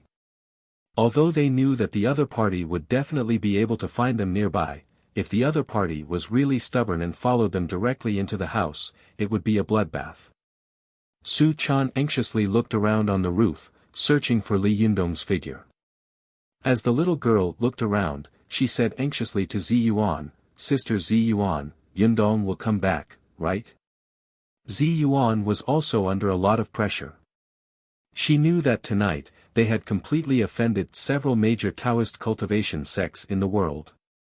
As the saying goes, an ordinary man is not guilty, but he gets into trouble because of his wealth. Li Yundong had stolen the Renyuan Jindan and let them find his tracks. It was simply unimaginable. Although Zi Yuan secretly criticized Li Yundong in her heart as to why he had to snatch the Renyuan Jindan, with his strength, it wouldn't take long for him to become an extremely powerful great cultivator. Why would he risk the world's condemnation by snatching the Renyuan Jindan? Li Yundong thought to himself. At that time, the situation was urgent, so Zi Yuan did not refute Li Yundong's opinion and followed his advice. But now, Zi Yuan was also not sure what to do and couldn't wait to discuss it with Li Yundong. However, the two of them waited for Li Yundong to return. Even though Zi Yuan was usually calm and composed, she couldn't help but panic at this time. But Su Chan was even more panicked than her. She could only pretend to be calm and comforted Su Chan, saying, "Don't worry, Li Yundong is quick-witted and very strong in fighting. He will definitely escape." Su Chan anxiously paced around in place. Then why hasn't he come back yet? I'm so anxious. How about I go find him? As she spoke, the little girl was about to fly up and look for Li Yundong's whereabouts. Zi Yuan quickly stopped her and advised, don't worry. Maybe Li Yundong is afraid that they will find their way home, so he is leading them in circles. Besides, where are you going to find him? Su Chan was so anxious that she was about to cry. She said, but I'm just worried. Zi Yuan saw that Su Chan was as anxious as an ant on a hot pan. She couldn't even persuade her. She couldn't help but become more and more anxious. She thought to herself, could it be that something really happened to Li Yundong? Su Chan waited patiently for a while. She gritted her teeth and said, no, I have to go find him. Sister Zi Yuan, wait here, lest he gets anxious again when he comes back and doesn't see us. Zi Yuan thought for a moment and said, no, I'll go. You've made too many enemies in the cultivation world. It'll be better if I go. Su Chan hesitated for a moment. Just as she was about to say something, a green light flashed by, and a figure landed not far away from them. Su Chan fixed her eyes on the figure and saw a handsome boy carrying a black iron fan on his shoulder. He was standing not far away, smiling at her. Who else could it be but Li Yundong? Su Chan thought to herself. Su Chan was overjoyed. She rushed into his arms like a swallow returning to its nest and shouted, Master, you scared me to death. Li Yundong opened his arms, hugged her, and said with a smile, what's wrong? Su Chan cried and laughed at the same time. Why didn't you come back for so long? It's almost dawn. I thought something had happened to you. I was so scared that I almost lost my life. Li Yundong rubbed her hair affectionately and said softly, silly, how could something have happened to me? As he spoke, he found that Zi Yuan was staring at him not far away. Li Yundong smiled and nodded to Zi Yuan. Are you all right along the way? Zi Yuan didn't want to disturb Li Yundong and Su Chan's reunion just now, so she just watched from the side. At this time, when she saw Li Yundong talking to her, she stepped forward and said, we're all fine. Su Chan wanted to find you just now, but why did you take so long to come back? How did you know we were here? Li Yundong chuckled and said, I was guarding the entrance of the cave. Seeing that there was no news from you for so long, I thought that you must have escaped, so I left the fan of 7 treasures to cover my retreat and slipped away. However, after I escaped from the cave, I didn't run far. I hid in the mountains. When I saw these guys aggressively rushing to Tiannan City, I followed them from afar. Zi Yuan was shocked. They're coming. Where? Li Yundong smiled and said, they came and then went back. I guess they were afraid of the secular mortals around us and didn't dare to fight, so they went back.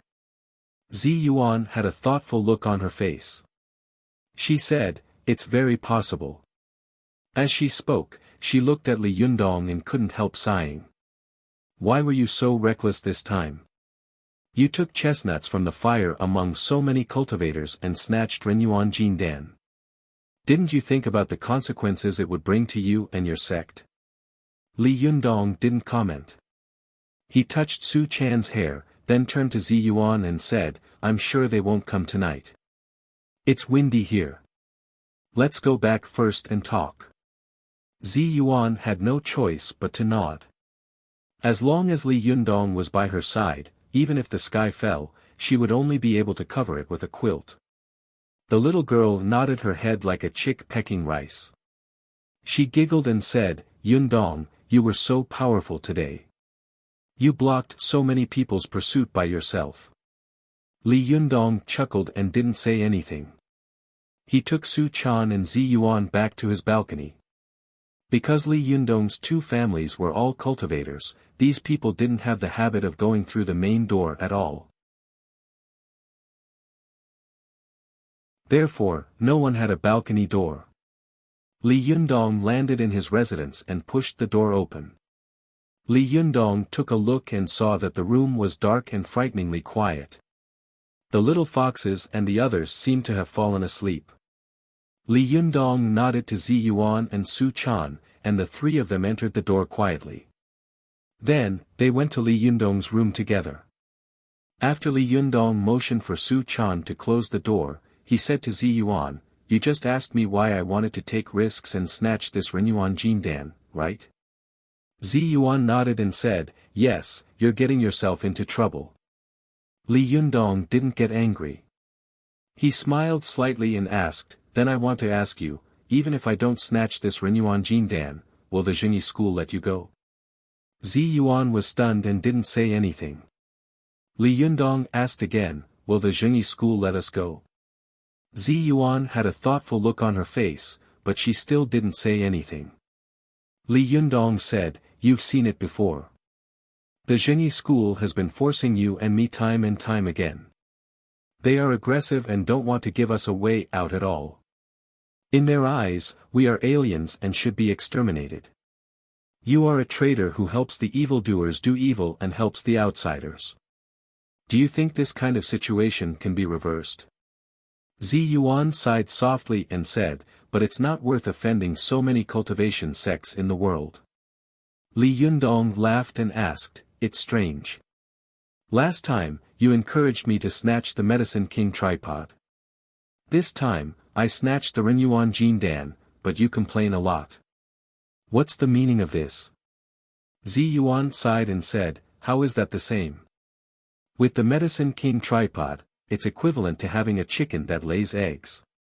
You won't starve to death in the future. Anyway, no matter how hungry you are, you will have eggs to eat. It's normal for people to grab a chicken when they're about to starve to death. But the Renyuan Jindan is just an egg. Do you think it's worthwhile to offend almost all the cultivation sects in the world for an egg before you're very hungry?" Li Yundong shook his head and said, "But we can't deal with the Zhengyi school alone. Why should we care about the other sects? Anyway, offending one is offending a group is also offending. These cultivators just want all the benefits in the world to be theirs. They have nothing to say. But if you get a little benefit, they will be jealous and secretly play tricks on you. Isn't the last time we participated in the tea art competition the best proof?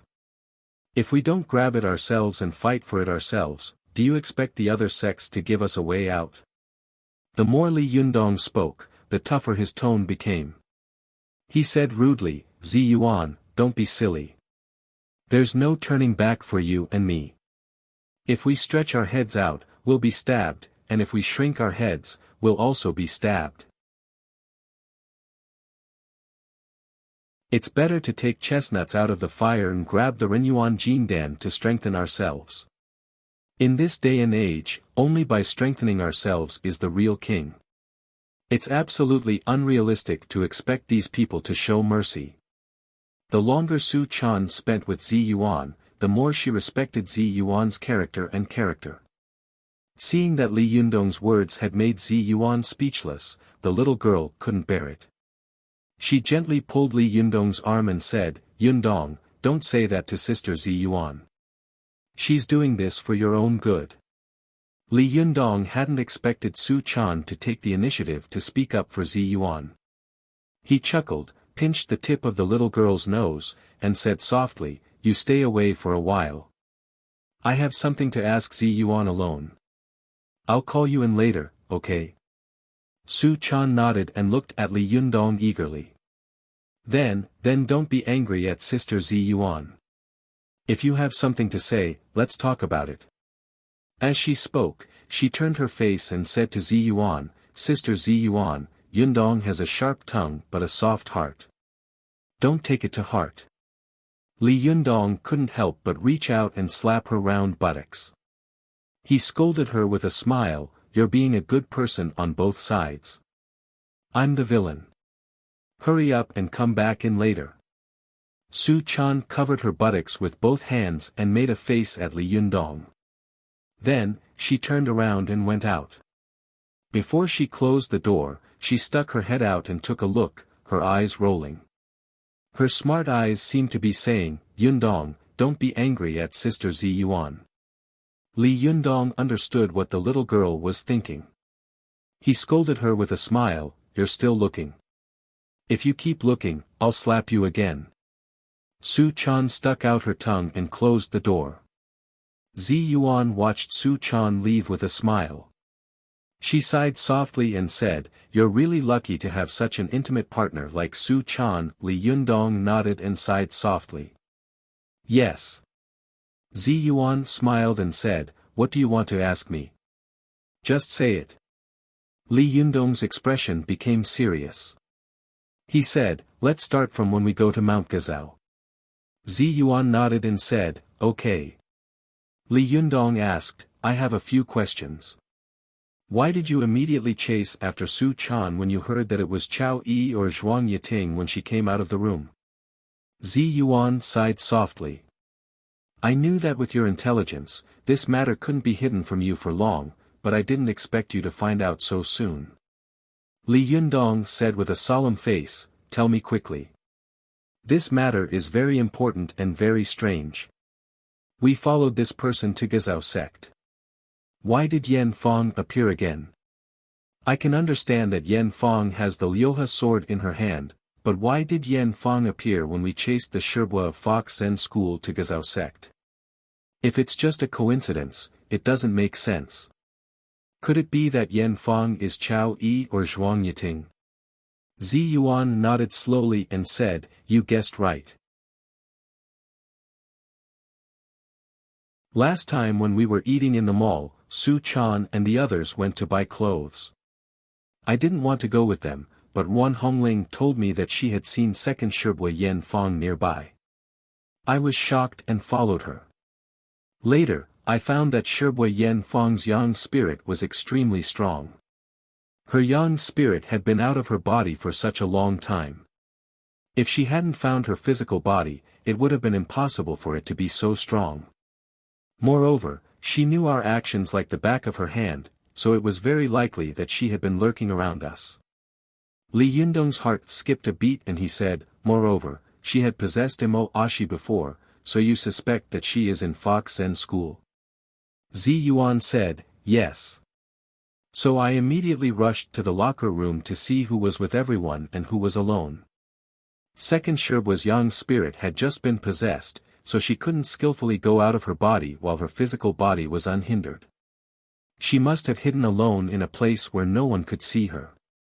So at that time, everyone was outside, and only Chao Yi and Zhuang Yiting were in the locker room. At that time, I suspected them. Hearing this, Li Yundong frowned and said hatefully, this Yan Fong is really determined to destroy our Fox Zen school. It's not enough to kill Mo Ashi. She even possessed Chao Yi or Zhuang Yiting. How hateful. Why didn't you tell me earlier? Zi Yuan smiled slightly and said, my reason is the same as when you sent Su Chan away. Li Yundong fell silent. He had sent Su Chan away because he was afraid that she would hear these things and reveal her usual words and deeds.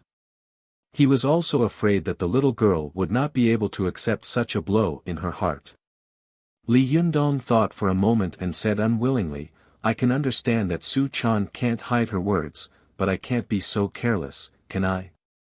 How could you hide such a big thing from me? If Yan Fong had harmed people during this period of time, how would I explain it to others? Zi Yuan sighed. I was sure that Yan Fong wouldn't do anything. She had painstakingly lurked around us. She must have a plan, and it must be a big one. However, this matter is indeed my fault. I will apologize to you first. Li Yundong waved his hand and said, forget it. It's useless to talk about it now. Let me ask you the second question. However, Zi Yuan smiled slightly and asked, you must have a lot of questions. Why don't we ask one each? That would be fairer.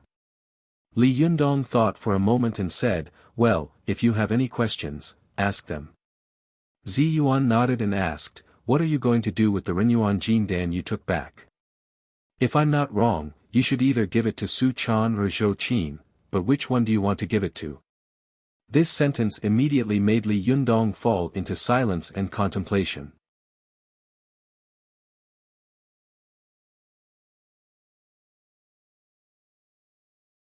Chapter 382. Go to watch net. Zi Yuan's question rendered Li Yundong speechless for a long time. After a long time, Li Yundong let out a long sigh and asked, "Why don't you want this Renyuan Jindan?" Zi Yuan smiled slightly and said, "People like us who have cultivated to the Yangshan phase will have no effect on taking elixirs. First, we have to cultivate slowly on our own. Second, unless we take the Dun Jindan, it will be impossible for us to break through the bottleneck in a short time and enter the Jinshan phase. Go to watch net. Therefore, it would be a waste to give this Renyuan Jindan to you or me." Li Yundong thought for a moment and said with a troubled expression, "I actually have a preference in my heart, but it's hard to say now. I have to talk to the two of them and ask their opinions before I can make a decision." Seeing that Li Yundong was so embarrassed, Zi Yuan was too embarrassed to make things difficult for him anymore. She said, "Forget it. You can ask your question again." Li Yundong didn't stand on ceremony with her and immediately asked, "Do you think Yan Fang was trying to force us to come out?" Zi Yuan thought for a moment and said, "It's very possible." Li Yundong asked again, "Do you think she deliberately led us to Mount Gazao tonight?" Zi Yuan pondered for a moment and said carefully, "It's possible." Li Yundong frowned. He seemed to be talking to himself as he said, "If she wants to lead us to Mount Gazao on purpose, why would she do that? Since she wanted to lead us there, why did she force us to show up? What good would it do her to force us to show up?" Zi Yuan followed his train of thought and said, "Have you ever wondered why the dead Main Yang would reappear in front of us? If the Main Yang we saw was real, then who was the dead one?"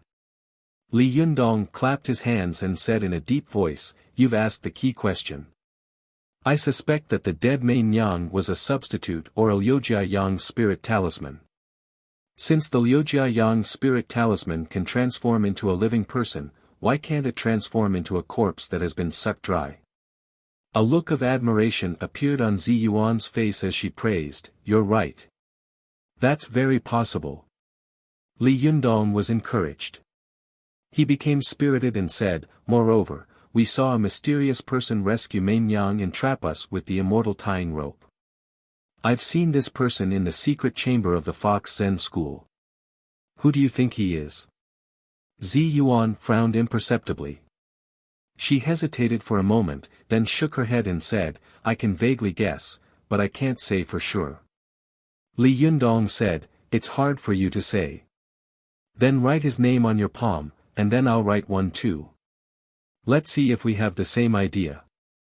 Zi Yuan nodded and said, "All right."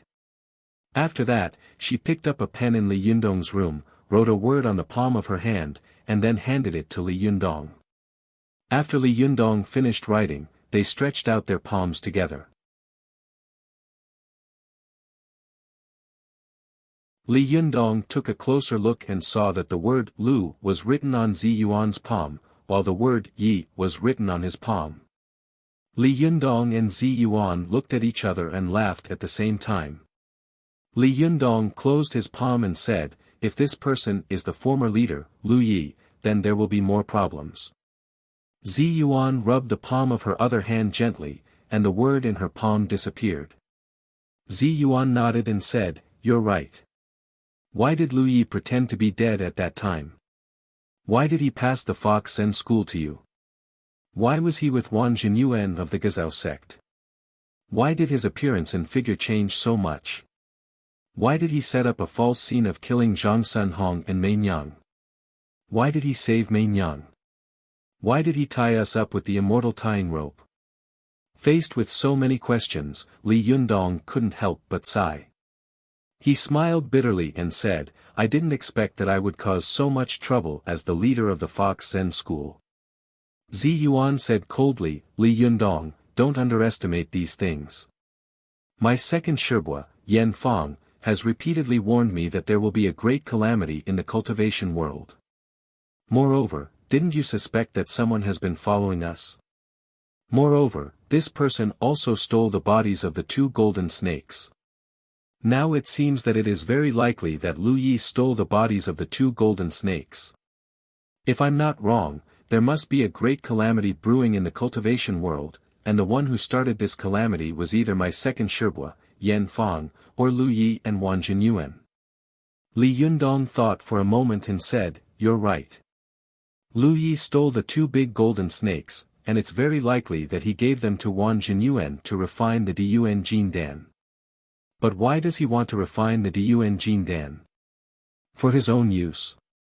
What good will it do him to do so many things?" As Li Yundong spoke, he suddenly felt a strong sense of unhappiness in his heart. He had taken over the Fox Zen school in the face of danger, but in the end, he had found that he had been used by others. This feeling made him very unhappy. Zi Yuan seemed to notice Li Yundong's emotions. She comforted him softly and said, "If you don't want to be used, don't be the leader." Li Yundong let out a long sigh and said, "I didn't become the leader for myself. Although it's indeed very cool to bring such a group of beautiful foxes in and out, if it weren't for Su Chan, I would never have become the leader of the sect. She has lost her master now. If the Fox Zen school also suffers a calamity in my hands, I really don't know how to face her." Moreover, although Lu Yi faked his death in the Fox Zen school, he doesn't necessarily have evil intentions. Moreover, I believe that the other people in the Fox Zen school don't know about Lu Ye's fake death. In fact, most of them are like Su Chan, innocent and pure. If I abandon them, I'm afraid that they will be doomed eternally. Zi Yuan was stunned. She couldn't help but show strong appreciation and admiration in her eyes. She said, "Yes, this is a good man who is affectionate and righteous. After getting along with them these days, I can feel that the Fox Zen school is very dependent on you. If you abandon them at this time, they will definitely not be able to accept this fact and the consequences." Li Yundong nodded and said, "Yes, I can only hide it from them and protect them secretly, especially Su Chan and Zhou Qin. I owe them the most, so I can't let them get hurt at all." Zi Yuan smiled and said, "Then what do you want to do in the future? The cultivators we offended tonight, although they didn't immediately come to fight us, which means that they have accepted the fact that Renyuan Jindan was stolen by us, they will definitely not let it go. In my opinion, if they want to retaliate against us, there are only a few ways." Li Yundong's expression was solemn. "Go ahead, I'm listening." Zi Yuan stretched out a slender finger and said, "First, they come to challenge us and privately arrange a secret place to settle their grievances. This is unlikely, because as long as we are in a place with more mortals in the secular world, the more they can't do anything to us. We can just refuse them." Li Yundong nodded and said, "That's right. What's the second way?" Zi Yuan stretched out a second finger and said, "Second, they can sneak attack you, just like what you encountered before." Li Yundong snorted and said, "Then let them come. As long as they don't attack the other people of the Fox Zen school." Zi Yuan said, "The cultivators we offended tonight are all famous people. Although some of them are shameless and wretched, they won't do such a thing. Otherwise, if word gets out, their reputations will be ruined." Li Yundong was slightly relieved. "If that's the case, that's good. What about the third way?" Zi Yuan raised a third finger and said, "Third, the Taoist assembly will be held in a while. They will definitely invite us. If we don't participate, all the Taoist sects in the world will come to make trouble for us, because everyone will think that we are weak and easy to bully. Most of the cultivation sects only have a cold relationship of the law of the jungle, and there is no such thing as helping the weak. Beating a drowning dog had always been their way of doing things. But if we participate, they will be able to attack you openly. This is also the dilemma I am most worried about." Li Yundong laughed and clapped his hands. He said, "What's there to worry about? As the saying goes, if you know there is a tiger on the mountain, you will go there. These people are hoping that we won't go, so I will go." Not only will I go, but I will also let these people see that I, Li Yundong, am not easy to bully. Our Fox Zen school is not a soft persimmon that anyone can pinch at will. Zi Yuan nodded slightly and said, fourth, and also the last point, if they can't use force, they will definitely use force. They will suppress us in business, run on us, and cut off our source of income. Li Yundong frowned and said in a low voice, this is what I'm most worried about. The other sects are powerful, and your previous connections have been cut off by the Jingyi school. In this regard, we are at an absolute disadvantage and are likely to suffer a great loss. Seeing that Li Yundong was worried, Zi Yuan persuaded him softly, in fact, there's no need to worry. As the saying goes, when soldiers come, we will deal with them. As long as they don't come directly to us, we will have a way to deal with them. Besides, if the worst comes to the worst, we can just close this shop and find other ways to make money. There are many ways to make money in the world, so there's no need to fight with them. After hearing Zi Yuan's words, Li Yundong chuckled and said, it's not that easy for them to cut off our source of income.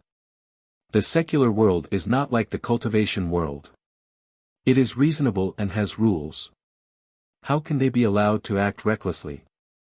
Zi Yuan smiled slightly and said, it's naturally better if you can accept it. I'm just afraid that you will do something wrong on impulse because you can't accept it. Li Yundong smiled and said, do I look like such a person? Zi Yuan glanced at Li Yundong and said, aren't you? You were so impulsive that you almost committed suicide in the Gazao sect and even yelled at me. Have you forgotten it so quickly? Li Yundong raised his head and laughed dryly.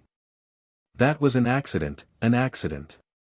As he spoke, he looked at Zi Yuan's beautiful face with interest and said with a smile, will Fairy Sister also settle accounts after autumn? Hearing this, Zi Yuan was stunned and rolled her eyes at Li Yundong angrily. What? Am I not a human? I've never been yelled at like this in my life. Li Yundong quickly smiled apologetically and said, okay, I was wrong. Fairy Sister, please forgive me this time. Fairy Sister's great kindness, I can't repay it even if I work like an ox or a horse. Zi Yuan snorted. She opened her mouth to ridicule Li Yundong, but suddenly felt that it was a little inappropriate to talk to him like this. It was like two young lovers flirting. Zi Yuan's ears suddenly became a little hot and red. She didn't dare to stay any longer. She walked to the door, turned her head, and said, I'm going to call Su Chan in.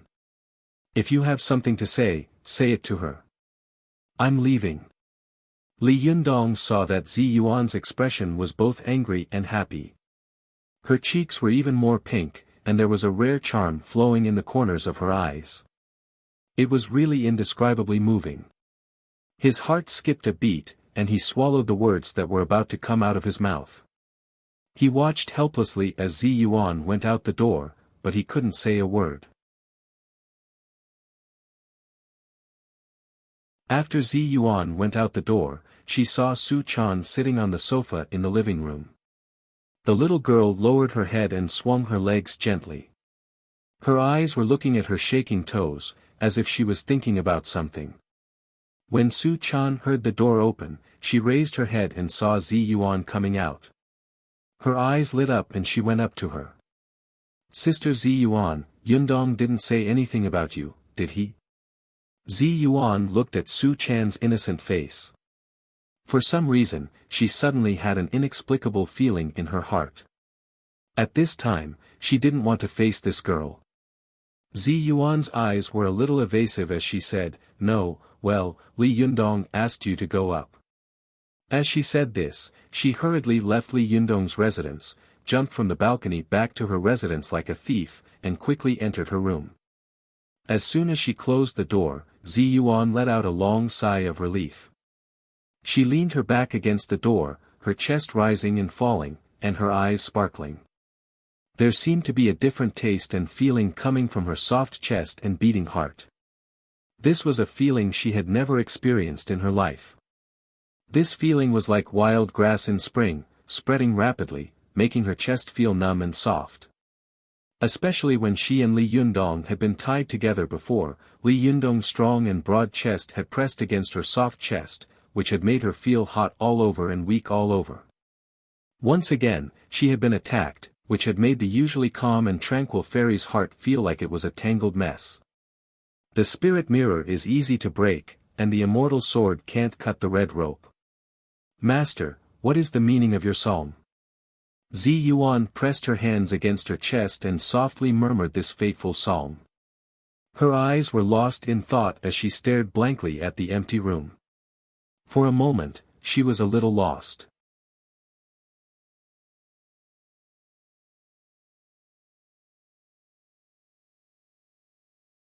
Chapter 383. Go to watch net. After Zi Yuan left Li Yundong's room, Su Chan was keenly aware of Zi Yuan's strangeness. She watched Zi Yuan leave, then quietly entered Li Yundong's room and carefully closed the door. Go to watch net.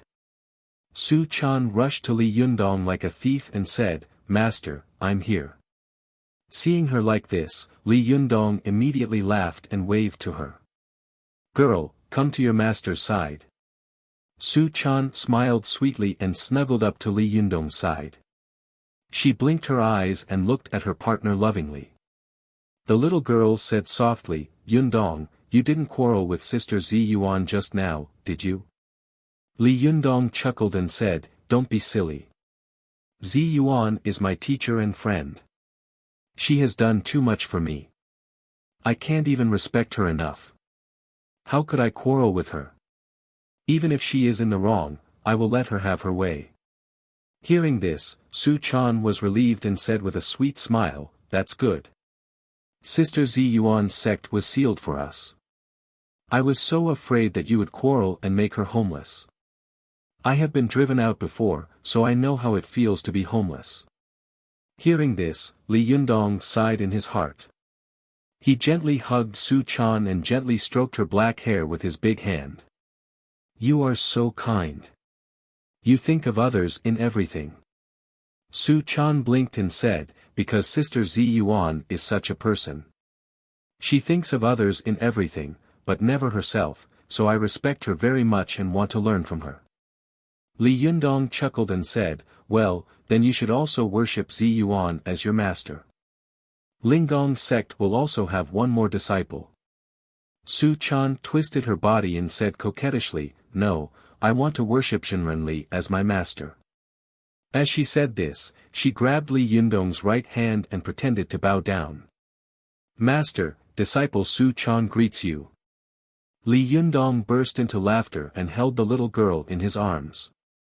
He said softly, Girl, let's stop fooling around. I happen to have something to tell you. Su Chan giggled, put her arms around his waist, and buried her face in his chest. She greedily sniffed his strong manly scent and said, Go ahead, I'm listening. Li Yundong knew that the little girl was born to be playful. Other than practicing kung fu, it was almost impossible for her to stay still for even a minute. Li Yundong smiled and didn't force her. He just held her in his arms and whispered, Help me think about it. Who should I give this Renyuan Jindan to? Upon hearing this, Su Chan immediately froze. Countless images flashed through her mind. Her master snatched the Renyuan Jindan and gave it to her to take away. Then, Zi Yuan and Ruan Hongling chased after her. She ran all the way until she met Li Yundong. Then, in order to escape, she threw the Jindan into Li Yundong's mouth, which led to Li Yundong taking the Renyuan Jindan by mistake. She had also made up her mind to squeeze Li Yundong dry, and then slowly got to know him and fall in love with him. These days, little by little, were like a trotting horse lantern in front of Su Chan's eyes. The little girl's mind was like a mirror. She knew that the reason why she and Li Yundong could fall in love with each other in this life was all because of the Renyuan Jindan. She had lost the Renyuan Jindan, but she had gained Li Yundong, a partner who she loved deeply. How could the gains and losses be clearly described in 3 days and 3 nights? Now that the Renyuan Jindan had appeared in front of her again, what should she choose? Su Chan was lost in thought. Li Yundong didn't rush her. He just looked at her lovingly, like a powerful guardian god, silently guarding her, not letting her get hurt at all. Gradually, Su Chan's eyes slowly became clear. She got up from Li Yundong's arms and sat up straight. Her expression was surprisingly serious. She grabbed Li Yundong's hand and said, "Yundong, you've already made up your mind, haven't you?" Li Yundong smiled slightly and said, "I just have a general inclination, but I haven't decided yet. I want to hear your opinion." Su Chan said seriously, "Then I'll tell you what I think." Li Yundong nodded. "Well, I'm listening." Su Chan fixed her eyes on Li Yundong and said word by word, "I want to give this Renyuan Jindan to Sister Zhou Qin." Li Yundong asked curiously, "Why don't you keep it for yourself? Why do you want to give it to her? You know, you should have gotten this Renyuan Jindan. I took your Renyuan Jindan by mistake, and as a result, you couldn't change from a 3-tailed fox spirit to a 6-tailed fox spirit. This should have been yours in the first place. Now it's just returning it to its rightful owner." Su Chan shook her head and grabbed Li Yundong's hand even harder. "No, I don't think so. At that time, I really coveted the Renyuan Jindan, especially before I met you. Every day, I longed to become a great cultivator like the mystical silver fox. But when I met you, I slowly realized that there are things in this world that are more interesting than cultivation. It turns out that there is such a happy and beautiful thing in this world, that there is someone who loves you and loves you." The girl's eyes were a little blurred.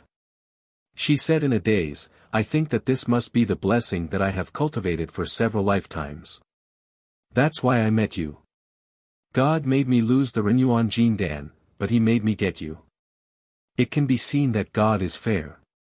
Only when there is sacrifice can there be gain. But now, if I get the Renyuan Jindan, I'm afraid that I will lose you again." Su Chan threw herself into Li Yundong's arms and murmured, "Sir, you can't leave me. I can't live without you." Li Yundong was moved when he heard Su Chan's words. He suddenly remembered the days when he had been with Su Chan when he was at his lowest. He also remembered the girl's heart-wrenching cry when he and Su Chan had been forced to separate. "Yundong, you must become stronger." Li Yundong's eyes were a little hot and wet. He smiled and patted the girl's back, saying softly, "Don't be silly. I'm very strong now. No one can separate us. You don't have to worry about that." Su Chan shook her head and said, "No, it's not just that. I said that I want to give the Renyuan Jindan to Sister Zhou Qin for other reasons." Li Yundong asked in confusion, "Then tell me more." Su Chan said again, "If I take the Renyuan Jindan, it will take me 3 months to digest it. Even with your help, it will still take at least 2 months. Yundong, you sent me away before. Although you didn't say it, I understood what you were thinking. You were just afraid that I would be worried because so many strange things happened tonight.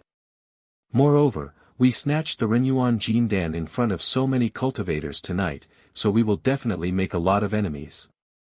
Therefore, we should give the Renyuan Jindan to the person who can absorb it the fastest in a short period of time and become the strongest cultivator the fastest."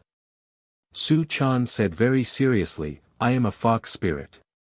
My normal cultivation speed is naturally slower than that of pure human beings. Moreover, my aptitude is not as good as Sister Zhou Qin's. She was born to be a Xianin virgin furnace, and now she has your Jindan's qi in her body. Taking the Renyuan Jindan for her can be said to complement each other and get twice the result with half the effort. I believe that with your guidance and the help of the Renyuan Jindan, with Sister Zhou Qin's aptitude, she will definitely be able to reach the Zhuji phase within a month. When the Taoist assembly comes, she will definitely be of great help to you." Li Yundong was very emotional when he heard this. He looked at Su Chan with a complicated look in his eyes and thought to himself, this girl is usually careless, as if she was born to be careless and a little silly, but in fact, she is meticulous and intelligent. She is no less intelligent than anyone else. She can see the current situation more clearly than anyone else, and her heart is like a mirror. Li Yundong said softly, don't you feel sorry for her at all? Aren't you jealous of her at all? However, Su Chan smiled sweetly. She held Li Yundong's arm and said with a smile, she should be jealous of me. Because I have you. As long as you are by my side, I will be satisfied with everything. I have nothing else to ask for. As she said this, the little girl stuck out her tongue and said mischievously to Li Yundong's right hand, Master, it's just hard on you. I'm afraid you'll have to practice the 5 dragons embracing pillar magic kung for a long time. Li Yundong chuckled. He pinched the little girl's nose and said with a straight face to scare her, nonsense, it's obviously you who is practicing the 5 dragons embracing pillar magic kung. Su Chan's cheeks flushed and she giggled. She burrowed her head into Li Yundong's arms and refused to raise her head. You only know how to bully me. You're so annoying. Li Yundong smiled and said, don't worry. Since you are so generous to give the Renyuan Jindan to Zhou Qin, I won't let you suffer a loss. We also heard Wan Junyuan say that he was going to refine the Diyuan Jindan. When the Diyuan Jindan is born, we will snatch it from him. At that time, the Diyuan Jindan will be given to you. You can't push it to others. I'm still waiting for you to succeed in your cultivation and fly with you.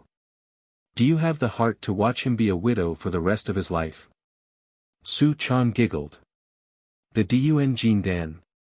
It's too difficult to refine. I don't believe he can do it. Li Yundong smiled and didn't comment. After being intimate with the little girl for a while, he said softly to her, since you have made up your mind, I will give the Renyuan Jindan to Zhou Qin.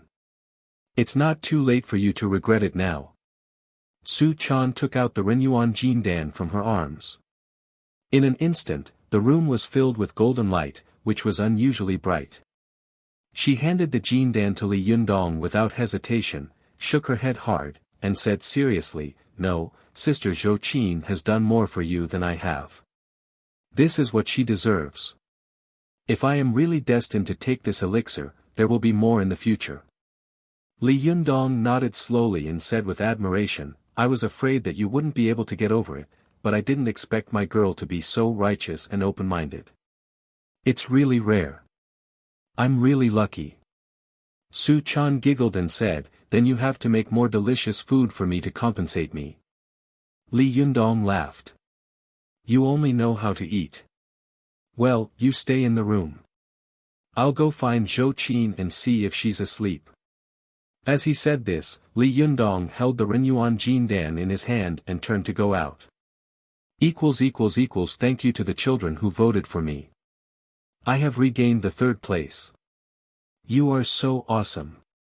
Tang Tang bowed to express his gratitude.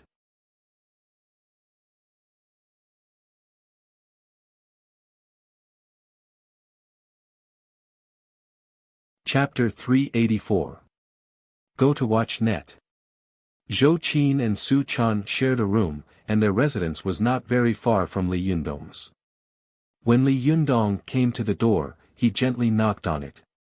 Watch net. 7 K.O.M. These days, Zhou Qin had been learning some of the most basic cultivation kung fu from Su Chan.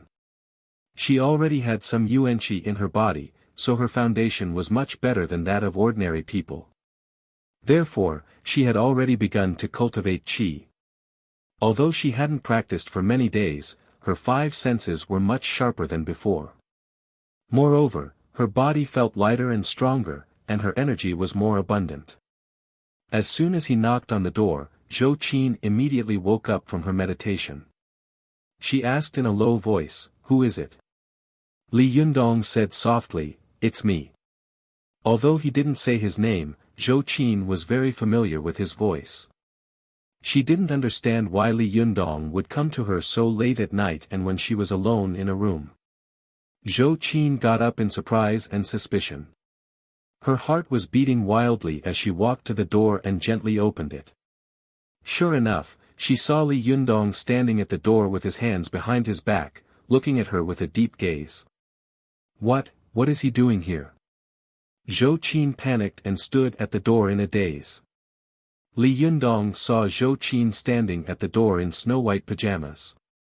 She was like a water lily, blooming faintly. She was extremely delicate, completely devoid of her usual cold and reserved temperament. Li Yundong smiled and asked, "Aren't you going to invite me in?" Zhou Qin let out a cry, as if she had just woken up from a dream. She blushed and made way for him. Li Yundong entered the room and looked around. He saw two fragrant beds on the left and right sides of the two girls' boudoirs. A refreshing fragrance wafted into his nostrils. There was a desk in the middle of the bed, on which various Taoist classics were neatly placed. One of them had been opened, and it was full of delicate annotations. Obviously, it was Zhou Qin's notes when she was reading. Li Yundong chuckled. He picked up a book and flipped through it, only to see that it was Inner Canon of the Yellow Emperor. However, Zhou Qin had added her own annotations next to Li Yundong's annotations. Li Yundong nodded to himself and said to Zhou Qin, "Not bad, you are very hard-working." Zhou Qin didn't know what he wanted to do in her room in the middle of the night. She was a little uneasy and said in a panic, "Master, it's so late. What's the matter?" Only then did Li Yundong realize that it was indeed inappropriate for him to come to her room alone so late at night. He coughed dryly and said, "I do have something to do. Close the door and I'll talk to you." Zhou Qin's heart pounded violently. A kind of emotion that had been strongly suppressed in her heart suddenly burst out uncontrollably. The usually arrogant and beautiful girl's face was flushed. Her body trembled slightly as she closed the door. Her heart was in turmoil as she said in a trembling voice, "Master, what's the matter?" Seeing Zhou Qin like this, Li Yundong felt a little regretful in his heart. He felt that he shouldn't have come to her at this time. As a result, he had made her think too much. But on second thought, Li Yundong thought that Zhou Qin's deep love for him was really shocking, and he couldn't bear it. Li Yundong sighed to himself. He stretched out the hand holding the Renyuan Jin Dan, spread his palm, and said to Zhou Qin, "Come on, eat this." Zhou Qin saw a round pill rolling in Li Yundong's palm. The pill was shining with golden light, and the light illuminated the room. Her eyes suddenly widened. Although she was puzzled, she did not hesitate to pick up the jindan from Li Yundong's palm and swallow it without saying a word. This Renyuan jindan was about the size of a thumb. When she swallowed it without water, she immediately choked and coughed again and again, and her face turned red. Li Yundong was angry and amused at the same time. He patted her on the back and pointed his finger at the renning acupoint near her throat, making her throat muscles relax. The jindan was swallowed by Zhou Qin. Although Zhou Qin had swallowed the jindan, she still choked with tears in her eyes and kept patting her chest. Li Yundong didn't know whether to laugh or cry. "Are you taking medicine or committing suicide? You have to drink water to take the pill." Zhou Qin straightened up and forced a smile at Li Yundong. Her eyes were slightly dim as she said softly, "Master, did you come to me so late just to make me eat this?" Li Yundong saw that Zhou Qin had no idea what she had eaten. He shook his head and said, "You know what I gave you, so why did you swallow it? What if it was poison?" Zhou Qin smiled slightly, her smile full of bitterness and sweetness. "I will gladly endure the poison you gave me." Li Yundong was silent when he heard this. He sighed softly, pulled out the chair in front of the desk, and sat down. Then he patted her bed and said softly, "Zhou Qin, sit down and listen to me." Zhou Qin sat down gently and looked at Li Yundong. She didn't say a word and waited for his words in silence. Li Yundong thought for a moment and began to talk about how he had met Su Chan and how he had taken the Renyuan Jindan by mistake. He talked about how they had snatched the Renyuan Jindan in a scuffle in the Gazao sect tonight. Li Yundong said, "It can be said that the reason why I, Li Yundong, have changed from an ordinary person to a cultivator with a little fame now is entirely because I took the Renyuan Jindan you just took." Only then did Zhou Qin realize how precious and magical the thing she had just swallowed was. She subconsciously touched her throat with her hand and said in a tight voice, "Why did you give it to me? Why didn't you give it to Su Chan? Isn't it supposed to be hers?" Li Yundong said softly, "No, Su Chan and I discussed it.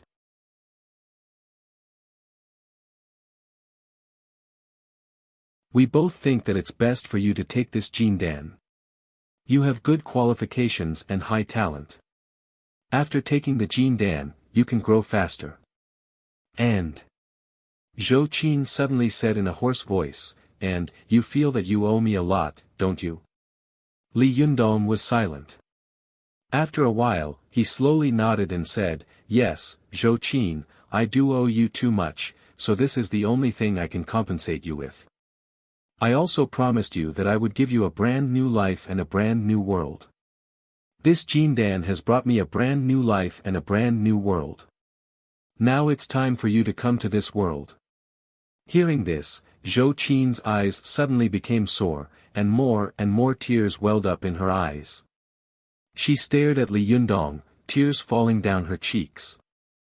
The girl who would rather break than bend choked and sobbed, "This is not fair, this is not fair. Why did you decide for me without even asking me?"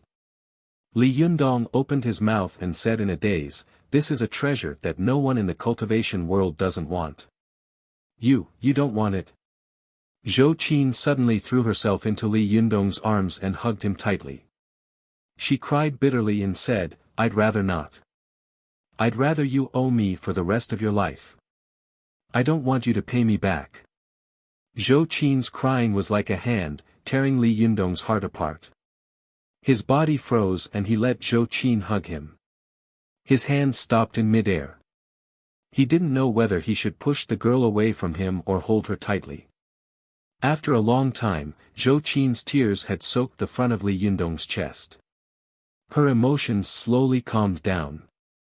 Zhou Qin wiped her tears and left Li Yundong's arms. She said in a hoarse voice, "Master, I'm sorry. I lost my composure." Li Yundong looked at Zhou Qin, who was weeping like a pear blossom, and his heart was heavy. He sighed softly and said, "Zhou Qin, you are a good."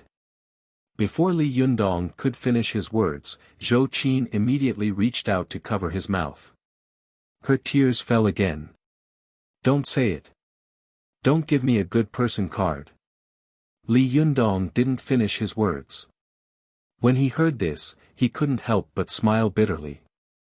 Zhou Qin looked at Li Yundong with tears in her eyes and said, "I gave you a good person card before. You don't have to give it back to me again."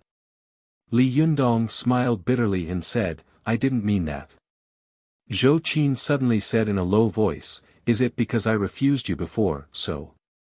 Li Yundong quickly shook his head and said, No, absolutely not." Zhou Qin was silent for a long time. She murmured in a low voice, "I must have been enemies with you in my previous life, so we will also be enemies in this life." Zhou Qin's voice was extremely soft, like a mosquito. Li Yundong couldn't help but ask, "What?" Zhou Qin bit her plump and bright red lips hard with her snow-white teeth. Her eyes were full of complicated emotions, which were full of love, resentment, and obsession. She said word by word, "Sweetheart."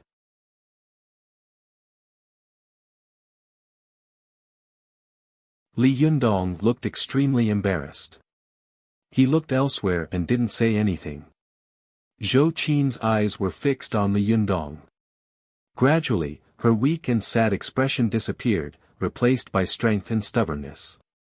She wiped her tears with her palm, found a hairpin beside the bed, and tied her hair up high, revealing her snow-white, swan-like neck. Zhou Qin took a slight breath and said calmly, "Master, I know. I will make good use of this Jin Dan. I won't let you down. What should I do next?" Seeing that Zhou Qin was no longer forcing him, Li Yundong secretly breathed a sigh of relief. He said, "You should meditate first, and then I'll teach you how to use qi." Zhou Qin asked, "Now?" Li Yundong nodded and said, "Yes, now." The power of the Renyuan Jin Dan dissipates very quickly. Something will happen in a while. Without saying a word, Zhou Qin turned around and quickly cleaned up the bed. Then, she sat cross-legged on it and faced Li Yunyang, preparing to meditate with qi. However, Li Yundong said, "No, you should face the wall with your back to me. I'll help you with your qi later." Zhou Qin immediately turned around and turned her back to Li Yundong. Just as she was about to sit down, she suddenly felt a heat in her lower abdomen, as if there was a little mouse scurrying back and forth. Zhou Qin was stunned. She thought that she had been aroused, so she subconsciously didn't dare to say anything. However, it didn't take long for the qi to become stronger and stronger. Gradually, Zhou Qin felt as if she had fallen into a big furnace, and her whole body was boiling hot. At first, Zhou Qin could still grit her teeth and hold on, but after a while, she finally couldn't help but moan in pain. Li Yundong was shocked and quickly felt her pulse with his hand. He immediately found that the qi in her body was running around, just like a wild horse out of control. Li Yundong immediately controlled his jinqi and injected it into Zhou Qin's body to help her alienate the qi in her body. Li Yundong knew that when he had taken the Renyuan Jin Dan in the past, it was when he was sleeping. At this time, the Jin Dan was invading his body, and he didn't know pain or soreness. At this time, there were no other emotions, so the difficulty of Jin Dan invading his body was easily overcome. But Zhou Qin was different. First, her emotions had fluctuated greatly and she had been shocked. Then, when she was conscious, she experienced the difficulty of Jin Dan invading her body. Moreover, when the qi began to run around, she didn't dare to tell Li Yundong because she was a girl. As a result, the qi in her body was in chaos, and she couldn't bear it anymore. Fortunately, the aura of Li Yundong's jinqi at this time far exceeded the medicinal power of Jin Dan's qi in Zhou Qin's body, so he was able to control and guide the qi in her body back to their respective meridians, so that it wouldn't run around and avoid the danger of qigong deviation.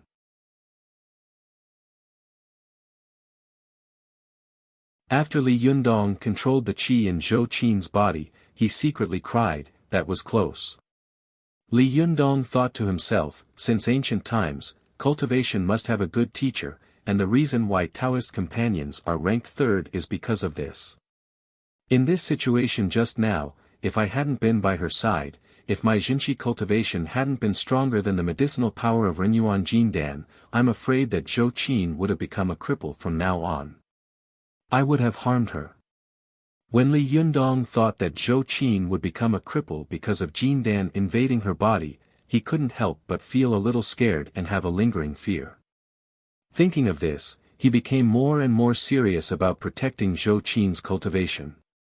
Just like how Su Chan had guarded Li Jiandong back then, Li Jiandong had stayed by Zhou Qin's side for 2 days and 2 nights without taking off his clothes or leaving his body.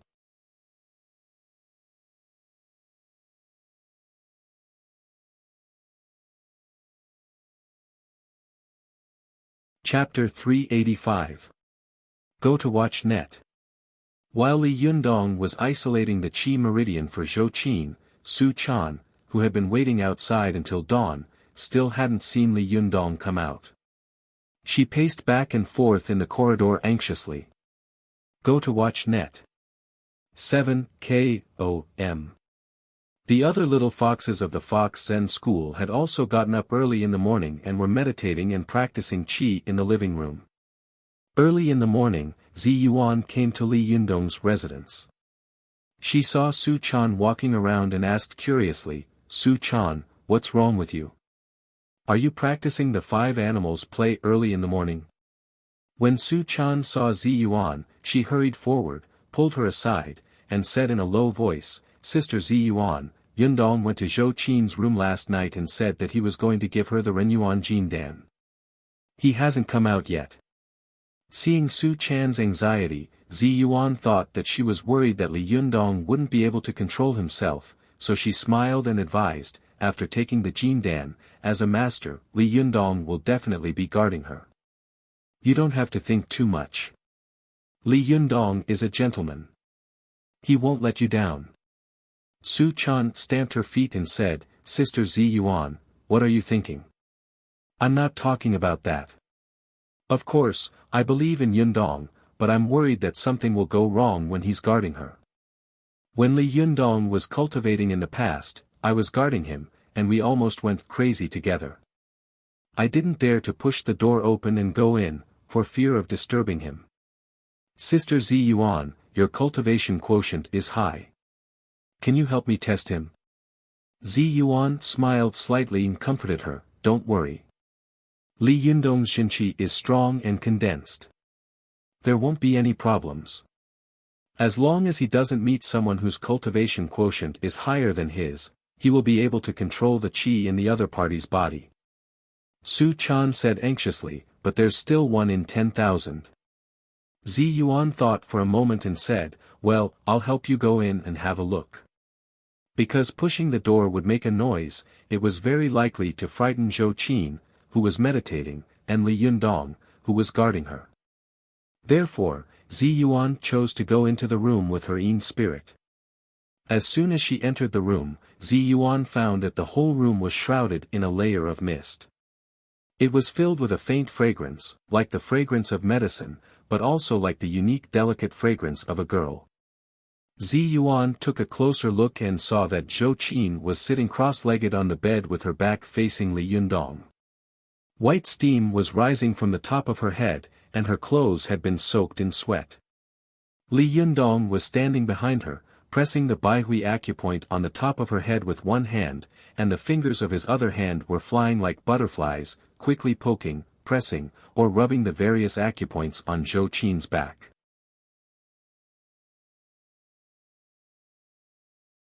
At this time, there was also a white line of qi rising from the top of Li Yundong's head. However, his line was only as thick as a finger, and it rushed to the ceiling before dispersing in all directions. The white qi above Zhou Qin's head was rising, dispersing in all directions an inch above the top of her head. Ziyuan knew that Li Yundong was taking advantage of the opportunity of Jindan body cleansing to help Zhou Qin complete the cultivation of the first heaven of shaping the body, the second heaven of meridian cleansing, and the second heaven of meridian cleansing. As long as she passed this stage, Zhou Qin would have completed the primary cultivation of ordinary people and directly entered the intermediate realm of the second heaven. She would then be able to begin visualizing her own god spirit and enter the advanced realm of the second heaven. Ziyuan's Yin spirit looked at Li Yundong's back for a while. She was about to leave when she suddenly heard Li Yundong say, "Ziyuan." When Ziyuan saw that Li Yundong still had the energy to talk to her while he was concentrating on Zhou Qin's meridian cleansing and expanding her meridians, she couldn't help but admire him in her heart. She replied, "It's me. Su Chan saw that you hadn't come out all night and was afraid that something had happened to you while you were guarding Zhou Qin, so she asked me to take a look." Li Yundong said in a deep voice, "I know. Have you seen the sweat all over Zhou Qin's body?" Ziyuan nodded. "Yes, it's normal for her to sweat so much when Jindan body cleansing." Li Yundong said, "Yes, Zhou Qin's physique is special. Her kidney fire is strong, and the yin qi in her body is extremely heavy. The yang qi of Jindan is very powerful, and the yin qi of yin and yang qi are attacking her back and forth in her body, causing the qi in her body to surge and her body to sweat a lot. This room is airtight, so the sweat on her body won't dry for a long time. I'm afraid that the moisture will invade her body and cause her a permanent illness, which will cause trouble for her cultivation in the future. Go out and help me find some towels." As a cultivator, Ziyuan was also an experienced person. She naturally knew how great the impact of moisture on cultivation was. She nodded and answered. Her own spirit quickly left the room and returned to her body. As soon as Zi Yuan opened her eyes, she said to Su Chan, "Don't worry, Li Yundong is expanding Zhou Qin's meridian cleansing. I'll go find some towels. You wait here." However, Su Chan stopped her and said, "I'll go." It didn't take long for the little girl to find 3 dry towels. She handed them to Zi Yuan and said softly, "Sister Zi Yuan, you can go." Zi Yuan saw that Su Chan's voice was a little loud, as if she was afraid of disturbing Li Yundong. She couldn't help but smile and say, "Push the door open and go in. It's okay. My own spirit was discovered by him when I entered the room, and he even talked to me."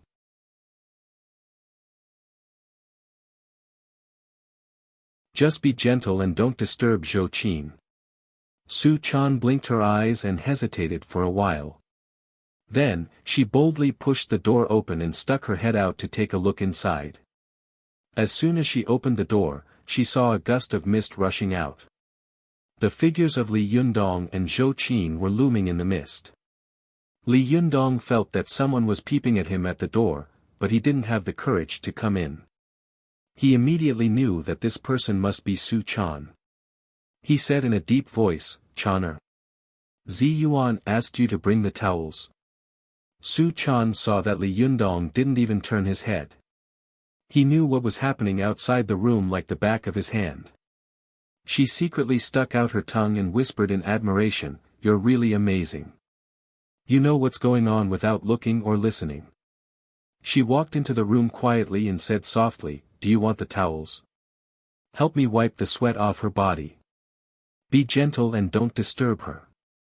Li Yundong stared at the meridians of Zhou Qin's neck, as if he could sense the changes in her body through the beating meridians under her skin. Su Chan stuck out her tongue and said, "How light is light? I can't do it. Do it yourself." Li Yundong shouted in a low voice, "Didn't you do it for me before?" Su Chan said softly, "You were a man, and you fell asleep at that time. I didn't care how heavy it was, but now Zhou Qin is just meditating. How can it be the same? Moreover, you have control of her qi, so you know how heavy it is. Naturally, it's best for you to do it.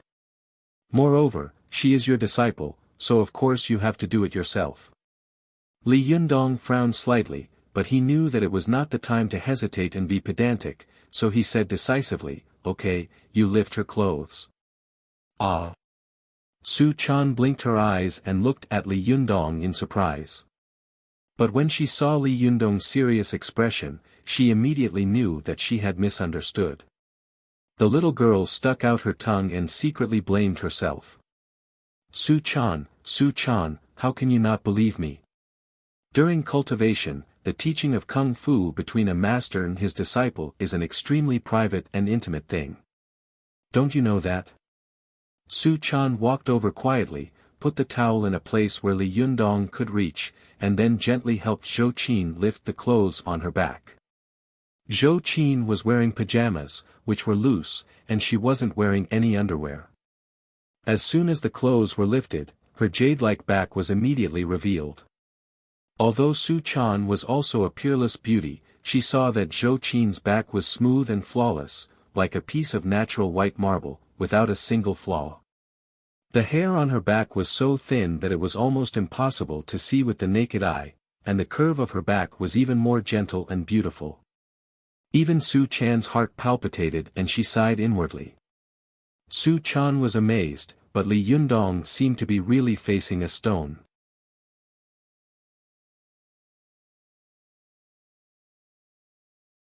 He quickly reached out, picked up the towel, and then quickly swept it over Zhou Qin's body. At this time, Li Yundong's whole body and mind were devoted to expanding Zhou Qin's meridians. In his eyes, he could only see the flow of qi inside the human body, but he couldn't see the beauty of the human body. After wiping the sweat off Zhou Qin's back, he threw the towel out the door and said neatly, "Change." Zi Yuan caught the towel at the door, but she felt that it was heavy and full of sweat. She was shocked and thought to herself, Li Yundong's priorities just now were simply wonderful. Not only did he wipe the sweat off Zhou Qin's back, but he also didn't disturb her. He really has the agility and elegance of a swallow cutting the water. Amazing, really amazing. No wonder he was able to use the Lyoha sword to transmit the heavenly thunder the moment it struck down and accurately hit the fairy tide rope. Last time, I thought it was a fluke, but now it seems that Li Yundong's control of strength has reached an amazing level. Thinking of this, Zi Yuan couldn't help looking at Li Yundong with respect and admiration. She turned around and wanted to go to the bathroom to wash and change the towel, but she saw that at this time, the other people of the Fox Zen school and Wan Hongling had all come downstairs. They all looked at her eagerly, as if they wanted to know what had happened upstairs. Zi Yuan whispered to the crowd, Li Yundong is expanding Zhou Qin's meridians. Don't talk loudly, lest you disturb him. Only then did everyone understand. They whispered to each other. Wan Hongling winked at Zi Yuan and whispered, Sister Zi Yuan, where did you go last night? I went to your room to look for you, but you weren't there. Zi Yuan looked around and saw the 3 Sherbua of the Fox Zen school standing with the little foxes. They all looked up at Li Yundong's room with worried and nervous eyes. She whispered to Wan Hongling, I'll tell you about it later. It's not convenient now. Wan Hongling nodded in understanding. She asked again, then I'll go to Li Yundong's room and take a look. I won't say anything. Is that okay? Zi Yuan nodded and whispered, be careful. Li Yundong is fine, but Zhou Qin must not be disturbed. Otherwise, all our efforts will be in vain. Wan Hongling made a gesture to Zi Yuan to show that she understood. She went upstairs quietly and came to the door to take a look inside. She saw that Su Chan had simply helped Zhou Qin take off her pajamas, while she stood to the side and was responsible for holding the towel for Li Yundong.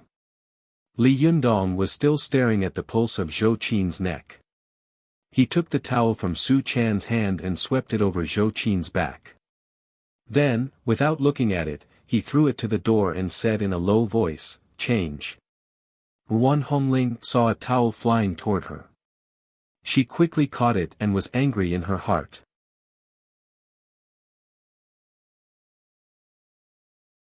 This guy usually doesn't get along with me, but I didn't expect him to order me around like a maid. I'm so angry. But she also knew that this was not the time to lose her temper. She snorted in her heart, turned around, and wanted to go downstairs. Just as Wan Hongling was about to leave, she suddenly found a faint medicinal fragrance coming from the towel. At this time, Zhou Qin's body suddenly began to bloom with a burst of 5-colored brilliance. Wan Hongling was shocked and blurted out, Jindan fusing the body. This is Renyuan Jindan. Her exclamation caused a commotion among the people of the Fox Zen school downstairs. The big and small foxes were all stunned, especially the little foxes, who said one after another, Renyuan Jindan. Who's taking the Renyuan Jindan up there? Is it the leader? What does Renyuan Jindan look like? Let's go and have a look. I'll make a small advertisement and warmly recommend Meng Po's Red Book, Wrong Love, Evil President. Everyone is welcome to take a look.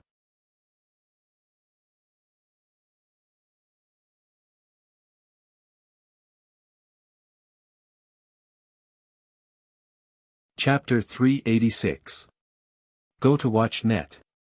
Just as the little foxes were about to swarm upstairs, Chao Yi suddenly scolded in a low voice, bastard. Do you want sect leader to suffer from qi deviation? At this time, Zhuang Yiting also stood up and glared at the little foxes. Don't you know when to make trouble? You really have no sense of propriety. She looked at Chao Yi meaningfully and then at Zhuang Yiting. She nodded slightly to them and then went upstairs. She took the towel from Wan Hongling's hand and said softly, give it to me. You can stay here and keep an eye on her. You don't have to close the door. Anyway, they are all women. I'm not afraid of being exposed. It's better to have some fresh air in the room. WatchNet. 7 KOM. Wan Hongling glanced at Zhou Qin, her eyes full of strong envy. She said softly, "It's true that different people have different fates. She's really lucky. She has Renyuan Jindan to take and 2 masters to protect her." "Humph, I'm not so lucky." Zi Yuan pointed at Wan Hongling's forehead with her finger, glared at her, and scolded softly, "Don't you have the nerve to say that? You've been fed elixirs and drank medicinal soup since you were young. Do you think you've eaten less of these things? How heartless." Zhou Qin could take the Renyuan Jindan because it was her destiny. As the saying goes, 1's destiny, 2 are luck, 3 are geomancy, 4 are accumulating yin virtue, 5 are reading, 6 are famous, and 8 are worshipping the gods. There were 10 things in life that could change a person the most. The first was fate. Some things are destined by fate, and you can't force it. It's useless even if you envy it so much that you can see through it. You're a cultivator, but you can't even see through this. Wan Hongling made a face. "You think I don't know? I was just casually talking about it, yet you gave me such a long lecture." "Humph, so boring." While the 2 of them were talking, Li Yundong threw another towel and shouted in a low voice, "Change." Zi Yuan hurriedly threw the dry towel in her hand to Su Chan, then walked to the bathroom to change, and then dried it with her own jinqi. After repeating this dozens of times, the sweat on her body slowly stopped, and the colorful light on her body slowly weakened. At this time, not only did Li Yundong not let out a sigh of relief, but he became even more focused. He whispered in her ear and began to guide her to meditate. She began to look at her own aura and began to visualize the things in the spirit space. 2 days later, Li Yunyang helped Zhou Qin advance by leaps and bounds all the way to the advanced realm of Yin spirit, realization, and great freedom in the 3rd heaven. Only then did Zhou Qin's qi become exhausted and she fell into a deep sleep from meditation. Only then did Li Yundong let out a sigh of relief. At this time, he also felt a wave of fatigue attacking him, and his waist was a little stiff.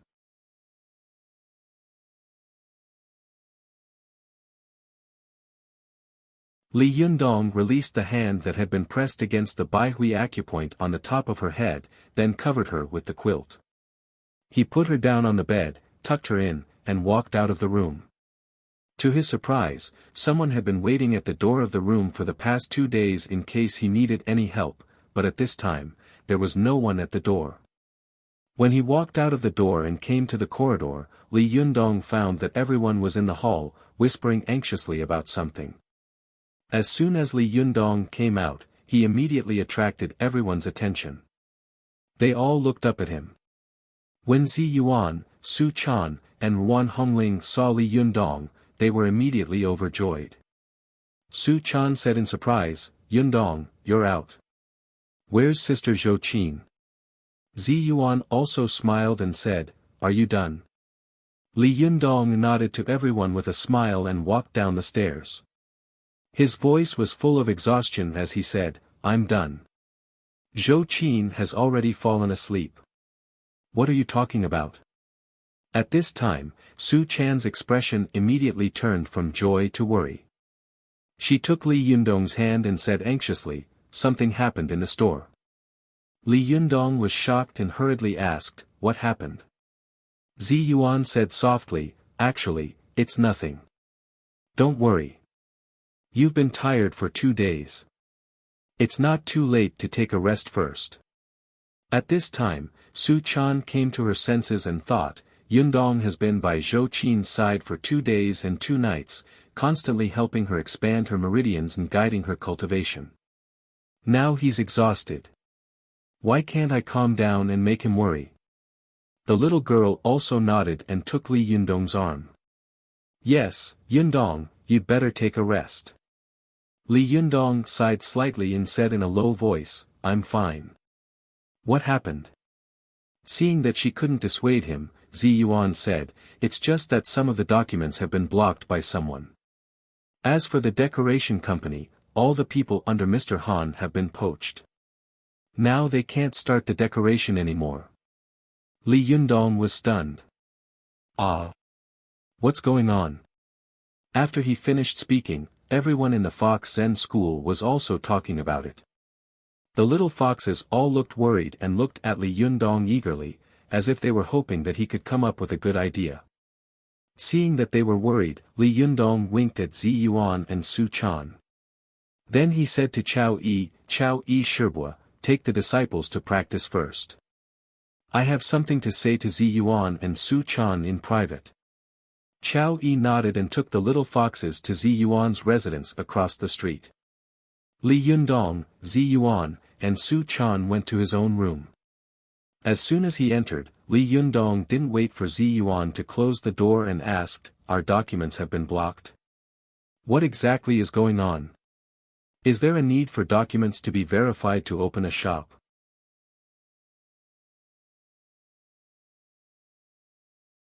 Since Zhou Qin had been in charge of this matter before, Li Yundong had given her full authority to handle it without asking any questions. At this time, Zhou Qin was sleeping, so Li Yundong didn't know what the problem was. Zi Yuan explained, to open a shop, you need a business license. Li Yundong said curiously, didn't we get it last time? Didn't old lady Su ask her son to help us with it? Zi Yuan sighed and said, Li Yundong, it's not that simple. Last time, old lady Su mainly helped us solve the problem of the storefront and rent, but it's not that simple to get a business license. To get a business license, you first need a storefront, then you need all kinds of documents, as well as the lease contract from the Housing Administration Bureau. At this time, Su Chan also interrupted and said, last time, Sister Zhou Qin went to get the lease contract from the Housing Administration Bureau, right? Zi Yuan nodded and said, yes, in short, we need the original and copy of the business license, the code certificate, the land tax certificate, the national tax certificate, the account opening permit. Li Yundong felt a headache coming on. Wait, how can there be so many things? I thought Zhou Qin had settled everything last time. Zi Yuan shook her head and sighed helplessly. Don't you know where you are? This is China. Don't you know that these officials are waiting for these things to torture you? I haven't finished yet. We need a health permit from the Health Bureau to open a tea house. And the most important thing, which is also the biggest problem they've been choking us with, is, we need to have a bank account. This bank account contains our registered capital. Li Yundong smiled bitterly and said, it's crazy. It's so troublesome to open a shop. Just listening to it gives me a headache. How much does the registered capital cost? Zi Yuan said, at least 1 million. Li Yundong took a breath of cold air. 1 million. *CK, where can I get 1 million at this time? Zi Yuan said helplessly, in fact, this is not a rigid rule. The standard for the fluctuation of registered capital is very high, but now someone wants to mess with us, so the Industry and Commerce Bureau set the standard very high. Li Yundong said angrily, who stabbed us in the back? It can't be Director Wang, can it? Zi Yuan shook her head and said, I don't think so. I called him before and asked him what was going on. He said that someone above wanted to mess with us, and he couldn't do anything about it. Li Yundong asked, did he say who wanted to mess with us? Zi Yuan said, he didn't dare to say, but I can probably guess. Li Yundong quickly asked, who is it? Zi Yuan sighed and said, Li Yundong, think about it. You have offended so many sects before, and these sects are more or less powerful.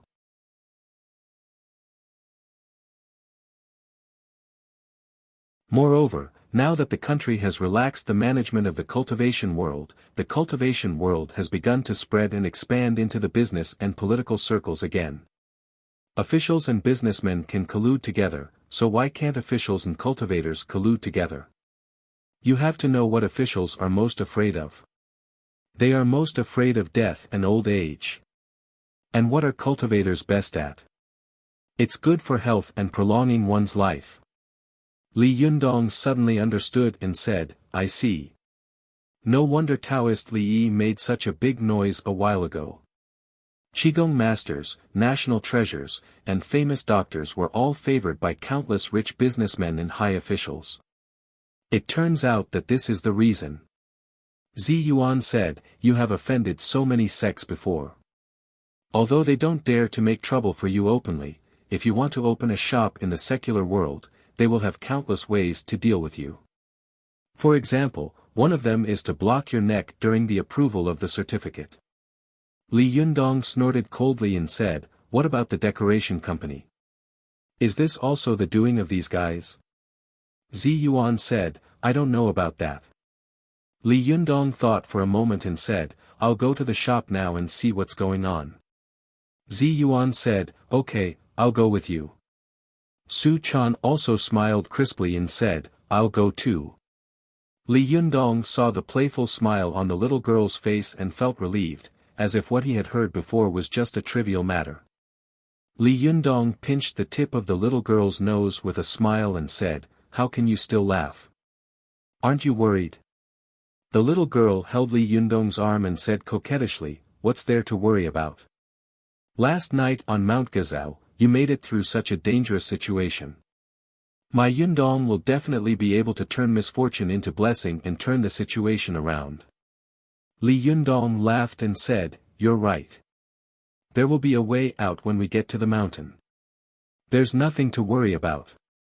The group of people went out and took a taxi to the pedestrian street. When they arrived at the shop, Li Yundong saw at a glance that the shop, which had already started construction, was in a mess. There were debris everywhere, especially a small part of the wall that had been smashed, revealing a twisted steel bar, which was particularly dazzling. Zi Yuan frowned slightly. She looked around and said, "I called Mr. Han before.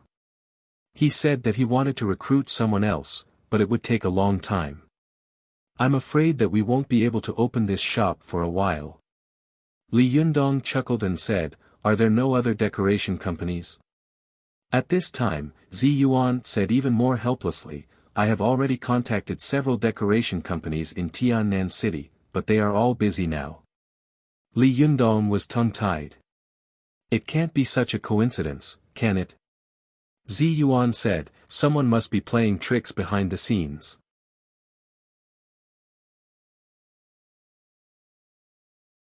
Otherwise, it can't be such a coincidence." Li Yundong was about to speak when he suddenly heard the door of the shop being pushed open.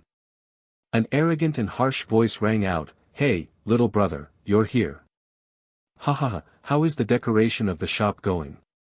When Li Yundong heard this, he turned around and saw a middle-aged man holding two coquettish women in his arms, looking at him arrogantly. Who else could it be but Zhao Yuzhen? Well, I accidentally found a picture that looked like a character in this book, so I asked Zini and Coriander to make it the cover. You can guess which character it is.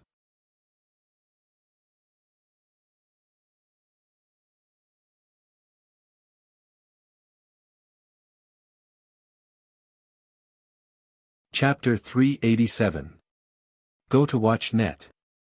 As soon as Li Yundong saw Zhao Yuzhen, his eyebrows furrowed and he said sarcastically, "Mr. Zhao, what brings you here? Don't you need to drink with others?" Zhao Yuzhen didn't seem to hear Li Yundong's sarcastic tone at all. He smiled proudly, pinched the butt of the pointy-faced beauty next to him, and said with a grin, "As a neighbor, of course I have to come over and say hello to my little brother." When Su Chan saw Zhao Yuzhen, she didn't hide the disgust on her face.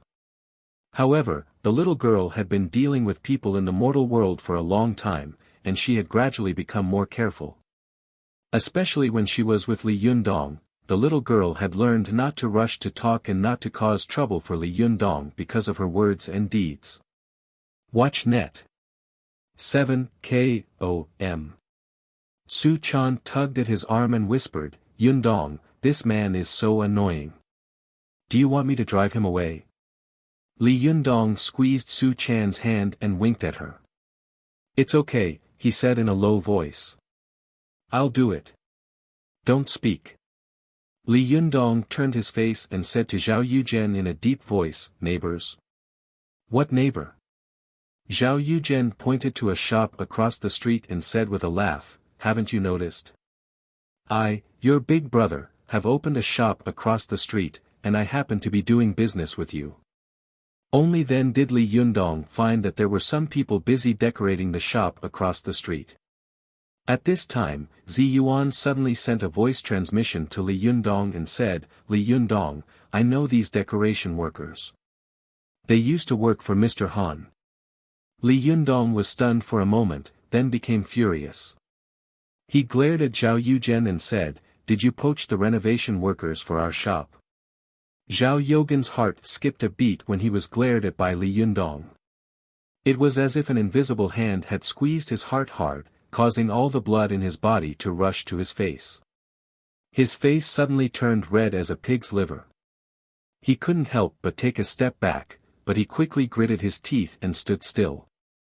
He raised his head and said in a strange tone, hey, little brother, look at what you're saying. TSK, you're being unreasonable. The renovation workers also came out to eat. Of course, they would go wherever the salary was higher. Besides, I only gave them a high salary. How could I have known that they were working for you? Li Yundong saw that his tone was full of provocation, and he was furious in his heart. He raised his eyebrows and immediately clenched his fists tightly. Seeing that the situation was not good, Zi Yuan immediately transmitted her voice to him, Li Yundong, don't be impulsive. This was the mortal world. Everything could not be solved by force. Didn't you see how fearless he was and how he was waiting for you to hit him? He definitely has a trap waiting for you to jump into. Don't foolishly dive into it. That's the bravery of an ignorant man.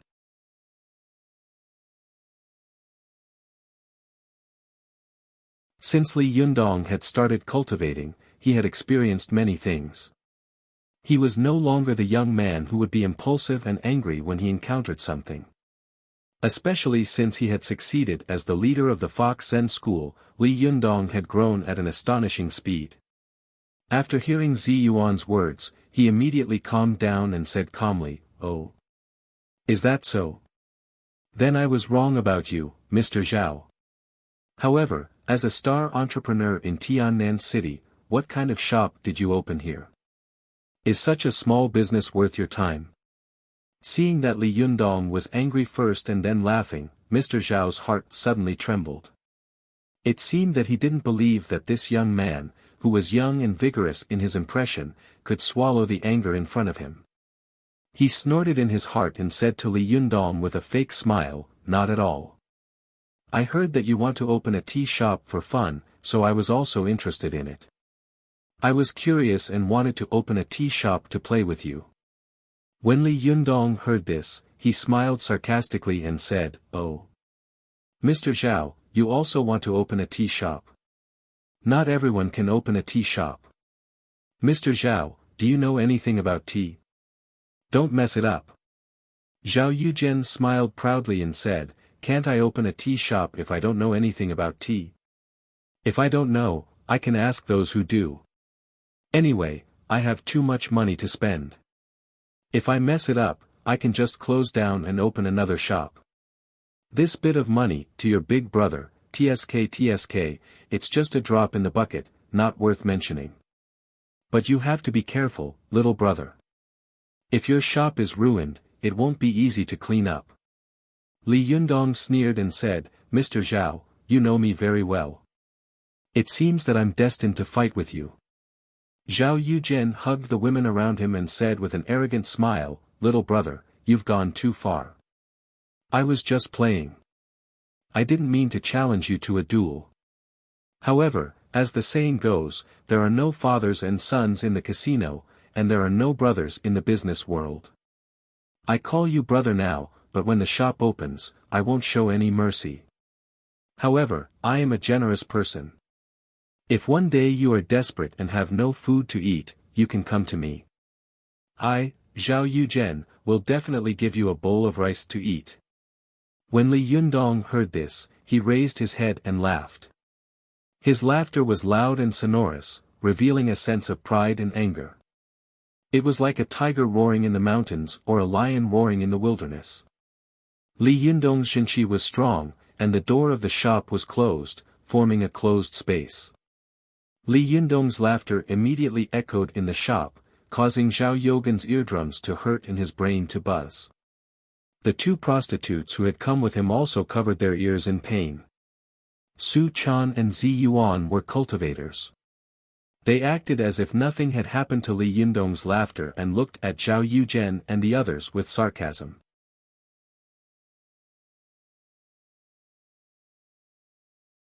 A sharp-faced woman beside Zhao Yuzhen couldn't stand it anymore and shouted, "Stop laughing. My eardrums are going to burst."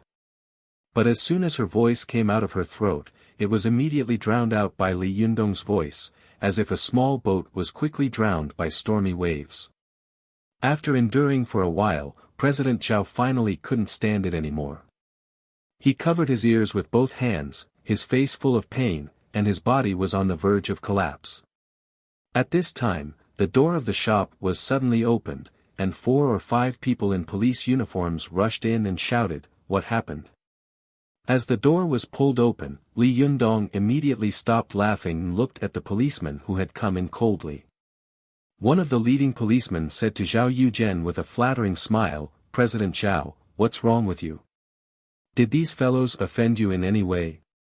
Do you want me to arrest them for you?" Li Yundong sneered in his heart. He glanced at Zi Yuan and thought to himself, Zi Yuan is right. Zhao Yuzhen really has a trap waiting for me to jump into.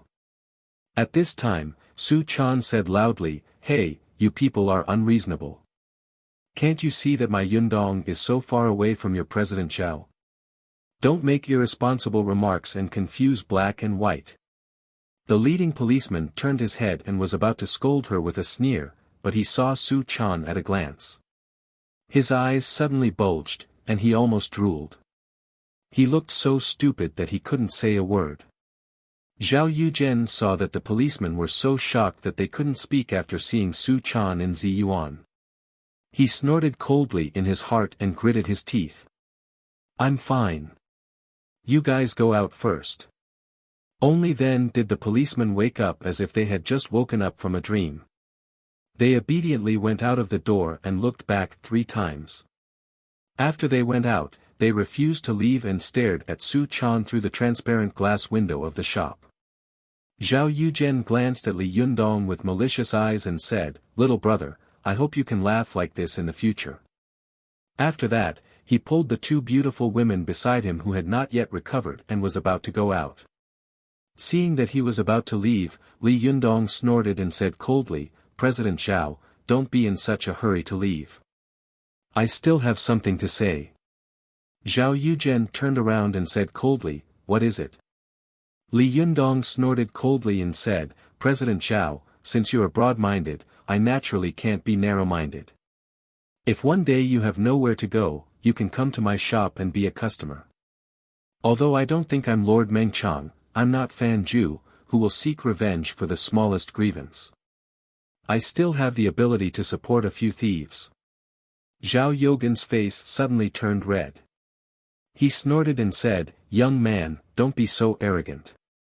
Be careful, or I'll make your shop close down in less than 3 months." Li Yundong was furious, but there was always a faint sneer on his face.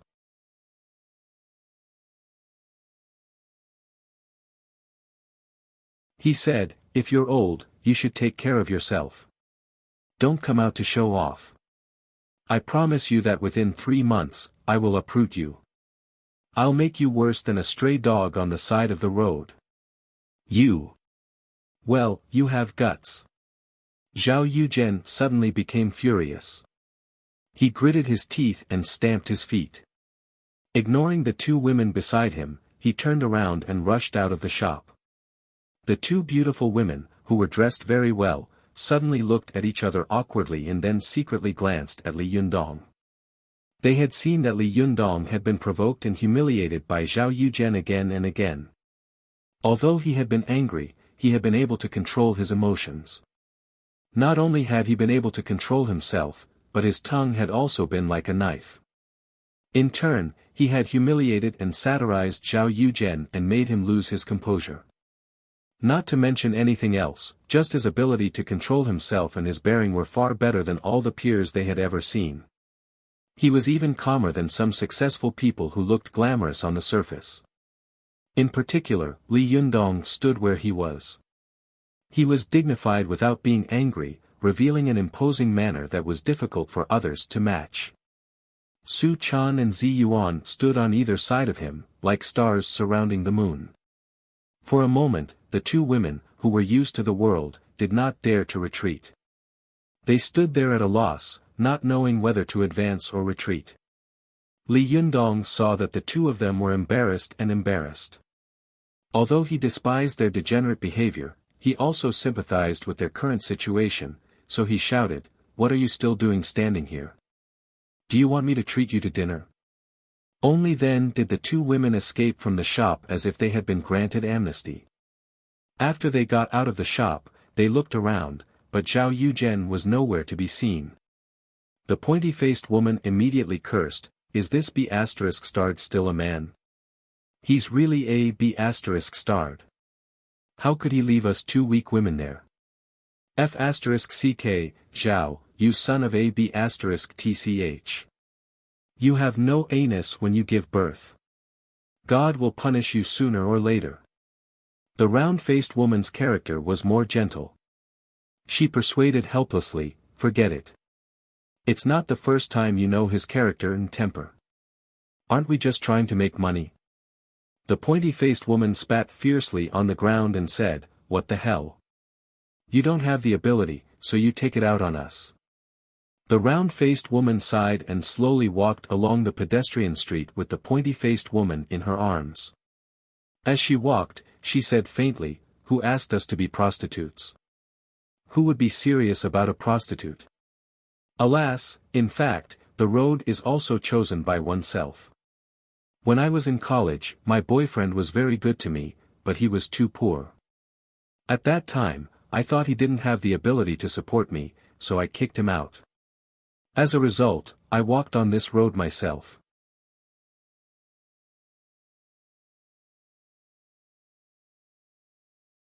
In the past, I used to think that relying on a tycoon was very impressive and gave me face. Now it seems that those tycoons don't even see us as humans. They just treat us as playthings. Just like today, they throw us away and abandon us as they please. The pointy-faced woman's beautiful eyes flashed with resentment and hatred. She gritted her teeth and said, "Humph, don't let this Zhao fall into my hands one day, otherwise." Seeing the fierce light in her eyes, the round-faced woman was shocked and quickly persuaded, "Don't be silly. Why should we, weak women, fight with him? Why don't you just let him fight with that boy surnamed Li? I think this handsome guy surnamed Li is definitely not an ordinary person. Mr. Zhao may not be able to defeat him." The pointy-faced woman sneered and said, "Nonsense. That guy surnamed Zhao only knows how to bully the weak and fear the strong. He can't even compare to a hair of this handsome guy. Humph, if this handsome guy wants me, I'll immediately take my dowry and go to him." The round-faced woman sneered and said, "Don't joke around. Don't you see that the two best girls around him are still virgins? He doesn't even want to eat these two, so why would he want leftovers like us?" The pointy-faced woman was furious at first.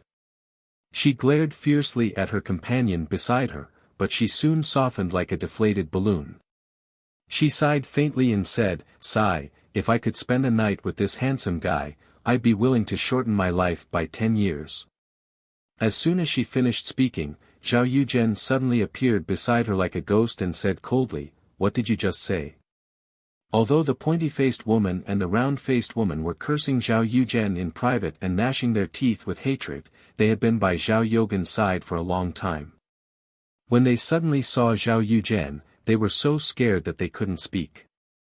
Seeing that Zhao Yogan's eyes were full of malice and resentment, the pointy-faced woman subconsciously covered her face with her hand and shouted, "Don't hit my face, don't hit my face."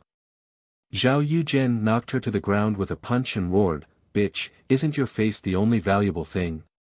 If I don't hit your face, where should I hit? F***ck, let go of your hand. I'll beat you to death. If you disfigure me, I'll pay you back. The pointy-faced woman curled up into a ball and covered her face with her hands, ignoring Zhao Yogan's punches and kicks. The round-faced woman cried and begged, "Mr. Zhao, please stop. You're going to kill me." Some passers-by couldn't stand it anymore and scolded, "Hey, how can you hit a woman?" Zhao Yuzhen suddenly turned his head, and his eyes were bloodshot. He roared, "I don't need you to care if I hit my own woman." The onlookers saw that he was arrogant and his expression was terrible. For a moment, no one dared to dissuade him.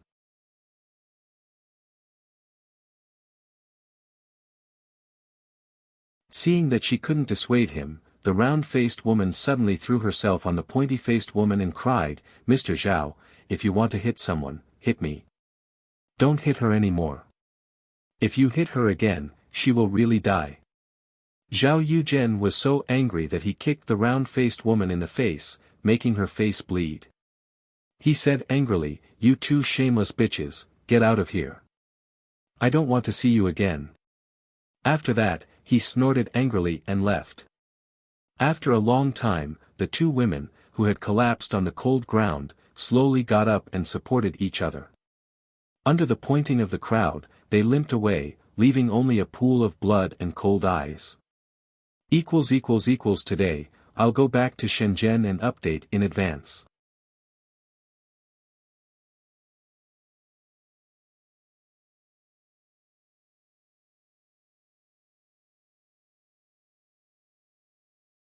Chapter 388. Go to watch net. After Zhao Yuzhen and the others left, Su Chan spat at Zhao Yogan's figure with a look of disgust. "What a nasty fly," she said.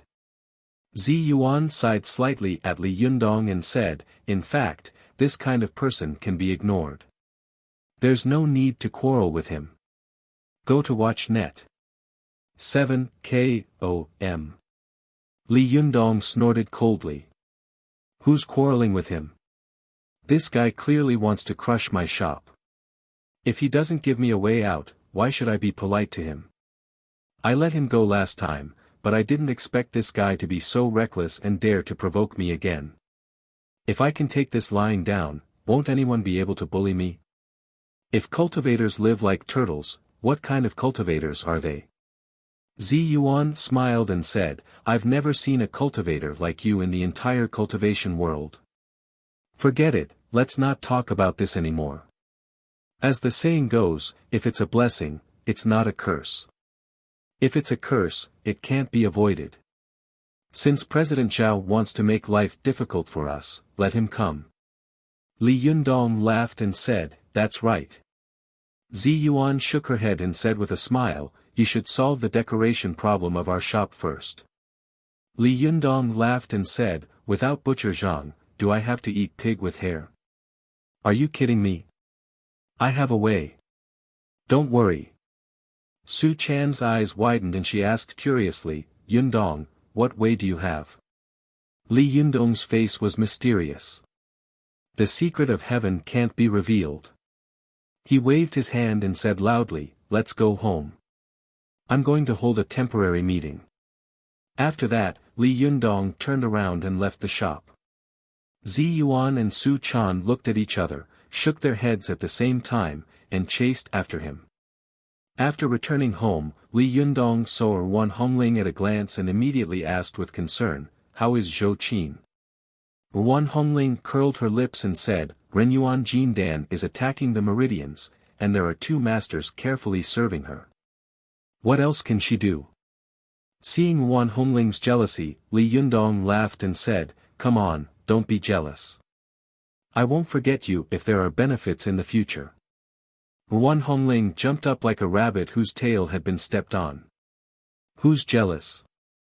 As a direct disciple of the Linggong sect, I have taken countless elixirs since I was a child.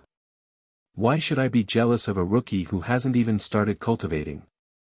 Li Yundong deliberately sighed and said, "Alas, you've eaten countless elixirs and miraculous medicines since you were a child, but your cultivation level is only at this level? Wan Hongling was instantly furious. She jumped 30 feet high, put her hands on her hips, and said angrily, Li Yundong, what did you say? If you don't explain yourself clearly today, I won't let you off. What do you mean by, this little bit of cultivation? Do you think everyone is as perverted as you? Seeing that Wan Hongling was angry, Li Yundong smiled and said, I was just joking with you.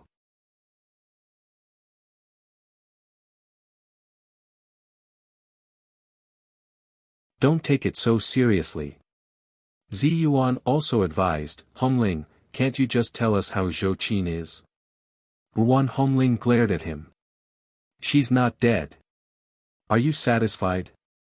Li Yundong smiled bitterly and said, what a strong smell of gunpowder. Su Chan rolled her eyes and tried to smooth things over. She volunteered and said, I'll go and have a look. After that, she jumped upstairs lightly, stretched her head out, and opened the door to take a look inside. Then, she made a gesture to Li Yundong and said softly, she's sleeping soundly. Li Yundong nodded and lowered his voice. He said, well, call the others. Let's go to Zi Yuan's place for a meeting. I have something to say. Su Chan nodded and called the others out one by one in the room. Wan Hongling rolled her eyes and said angrily, meeting? Do you think you're the president of the student union? Li Yundong was not angry.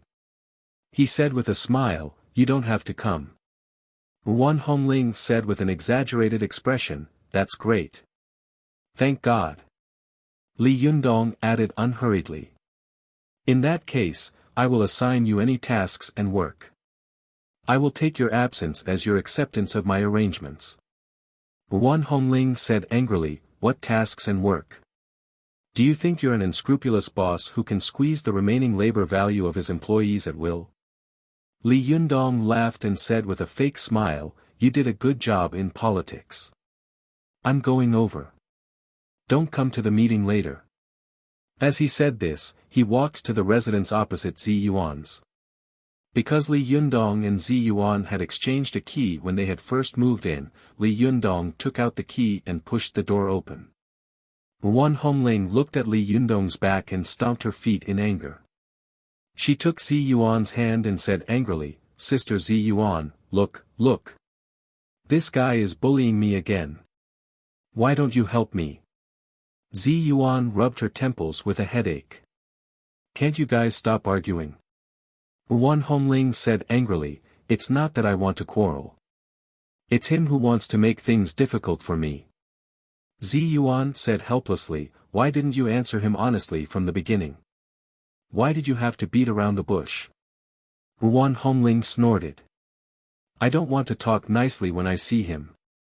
Zi Yuan sighed and shook her head. Then there's nothing I can do. Wan Hongling saw the little foxes of the Fox Zen school come out of their rooms curiously and excitedly. One by one, they ran to the living room of Zi Yuan's residence. She rolled her eyes and pulled Zi Yuan aside, whispering, Sister Zi Yuan, why don't you not go to that damn meeting? Zi Yuan looked at Wan Hongling as if she was looking at an ignorant 3-year-old child. She didn't say a word. Wan Hongling was a little scared by Zi Yuan's gaze. She stamped her feet and said, well, tell me which side you're on. Are you on the side of your shimmy, who has been with you since you were a child, or are you on the side of this bastard? Zi Yuan was still silent.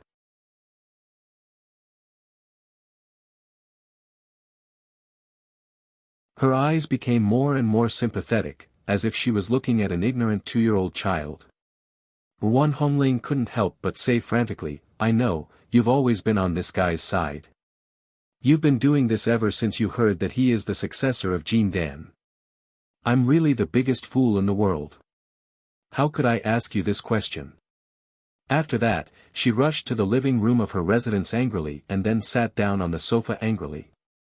At this time, the little foxes of the Fox Zen school were excitedly whispering to each other, trying to guess what Li Yundong was going to say next. But when they suddenly saw Wan Hongling rush in, they were all shocked and whispered, what's wrong with her?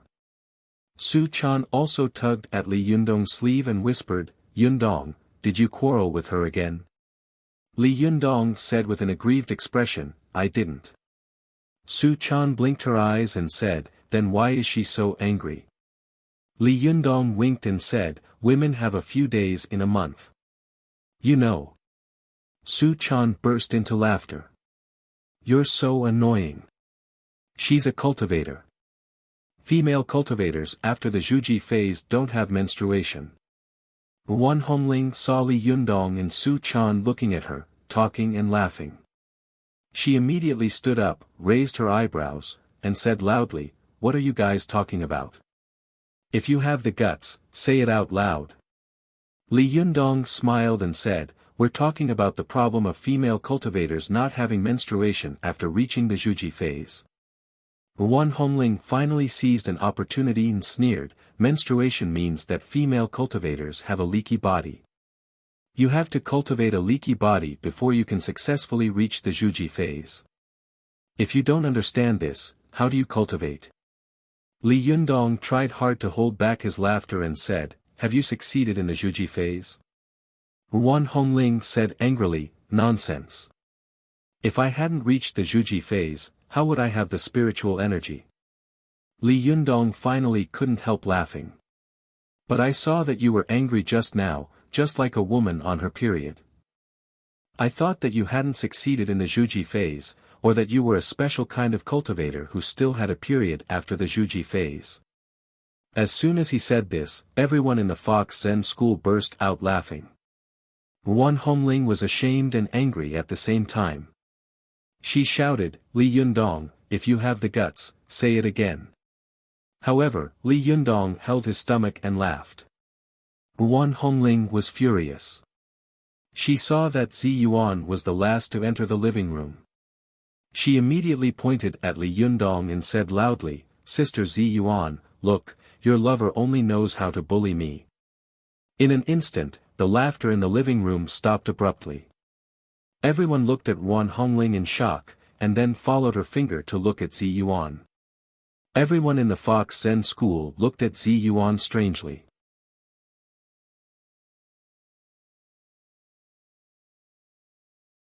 They all thought in their hearts, "I've always wondered why Jinren Zi Yuan of the Lingdong sect helped the leader. Now I finally understand.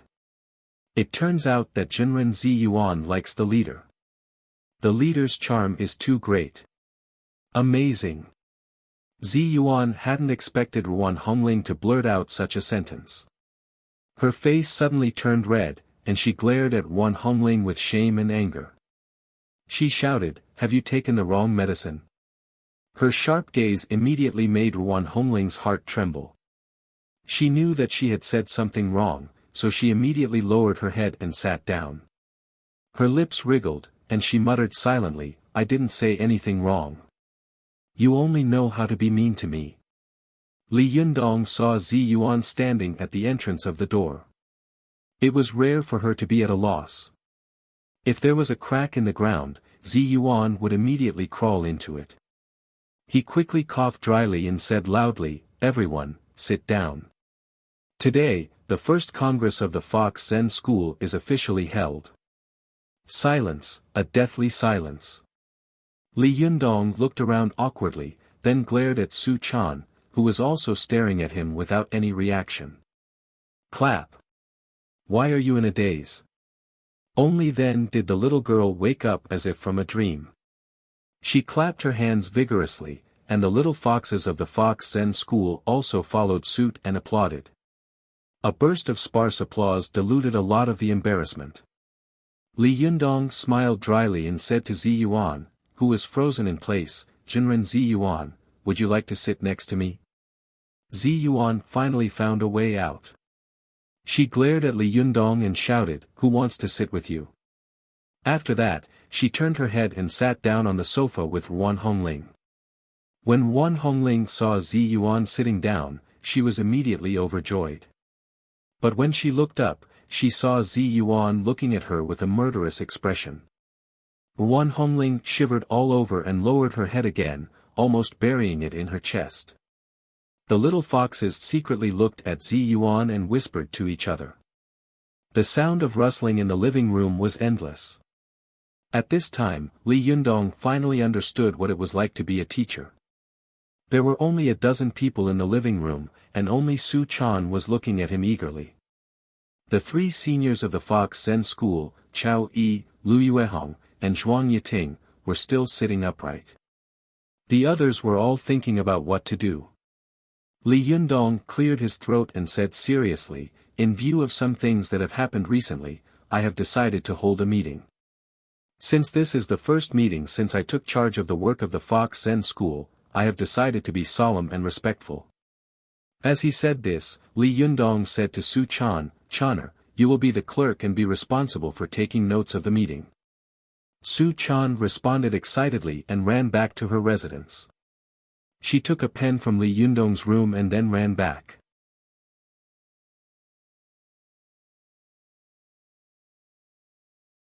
But when she came back, she found that she didn't have any paper with her. She stuck out her tongue and quickly ran back, took a notebook, and then ran back like a gust of wind. Li Yundong watched helplessly as Su Chan ran back and forth twice to settle the matter. He shook his head and said to Chao Yi and the others, "Chao Yi Shibua, you are responsible for the discipline of the meeting." Chao Yi and the others didn't know what Li Yundong was up to, so they could only nod with a chuckle. The little foxes loved to be lively. Their attention was finally diverted from Ziyuan by Li Yundong. They were all in high spirits and looked at Li Yundong expectantly, as if he was going to announce some great news in the next second. Seeing that everyone's attention was finally focused on him, Li Yundong didn't beat around the bush. He coughed dryly and said, "A few things happened today. I won't talk about the others that are not important.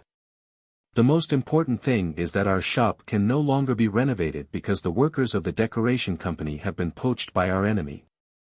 Before Li Yundong could finish his words, the little foxes shouted angrily, "Who? How dare he poach our people? Scold him. What's the use of scolding him? I think we should scold his whole family. Yes, including his 18 generations of ancestors. Bah, what's the use of scolding people? If you ask me, we should do it for real. Wow, fourth Shiji, are you going to kill someone? If a cultivator kills someone, they will be punished by heaven. Damn, who wants to kill someone? I'm so beautiful and smart. Why would I do such a terrible thing like killing someone? Then, fourth Shiji, what do you want? Humph, if you ask me, find this person's birth date and hair, then make a paper man, then a straw man, nail him, and curse him. Yes, yes, yes. Curse him for the rest of his life. You bunch of good-for-nothings, do you dare to do anything to a real person? If you ask me, let's find a dark and windy night, put a sack over his head, and give him a good beating. Beat him until his mother's mother doesn't recognize him. His mother's mother? Isn't that his grandmother? What if his grandmother has never seen him before? Idiot. The first thing I said was a dirty word. Don't you understand? I'm talking about beating him until his grandmother doesn't recognize him. Oh. Second Shiji is really smart. You're really smart. That's not right. This sentence seems to be two vulgarities. Look, it's his mother and his grandmother, of course. Just understand what I mean. Why are you so serious? The meeting had just begun, and Li Yundong had only said one sentence, but the little foxes were already talking excitedly. The meeting had already slipped into an uncontrollable abyss. Li Yundong felt a headache coming on, and his temples began to throb.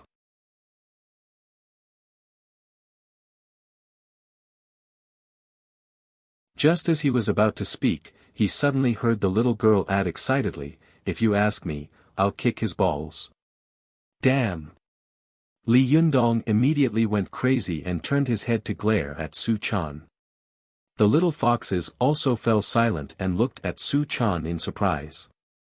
The little girl had been proud and excited at first, but when she saw everyone looking at her strangely, she immediately shrank her head back and said weakly, I was just suggesting.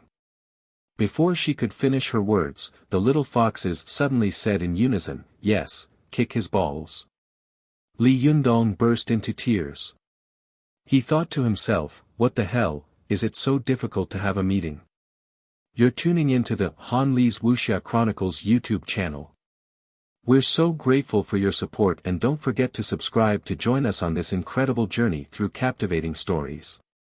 Your generosity through donations truly makes a world of difference, as it's the primary source of revenue that allows me to expand and enhance this channel for you. Thank you from the bottom of my heart for being a part of this adventure.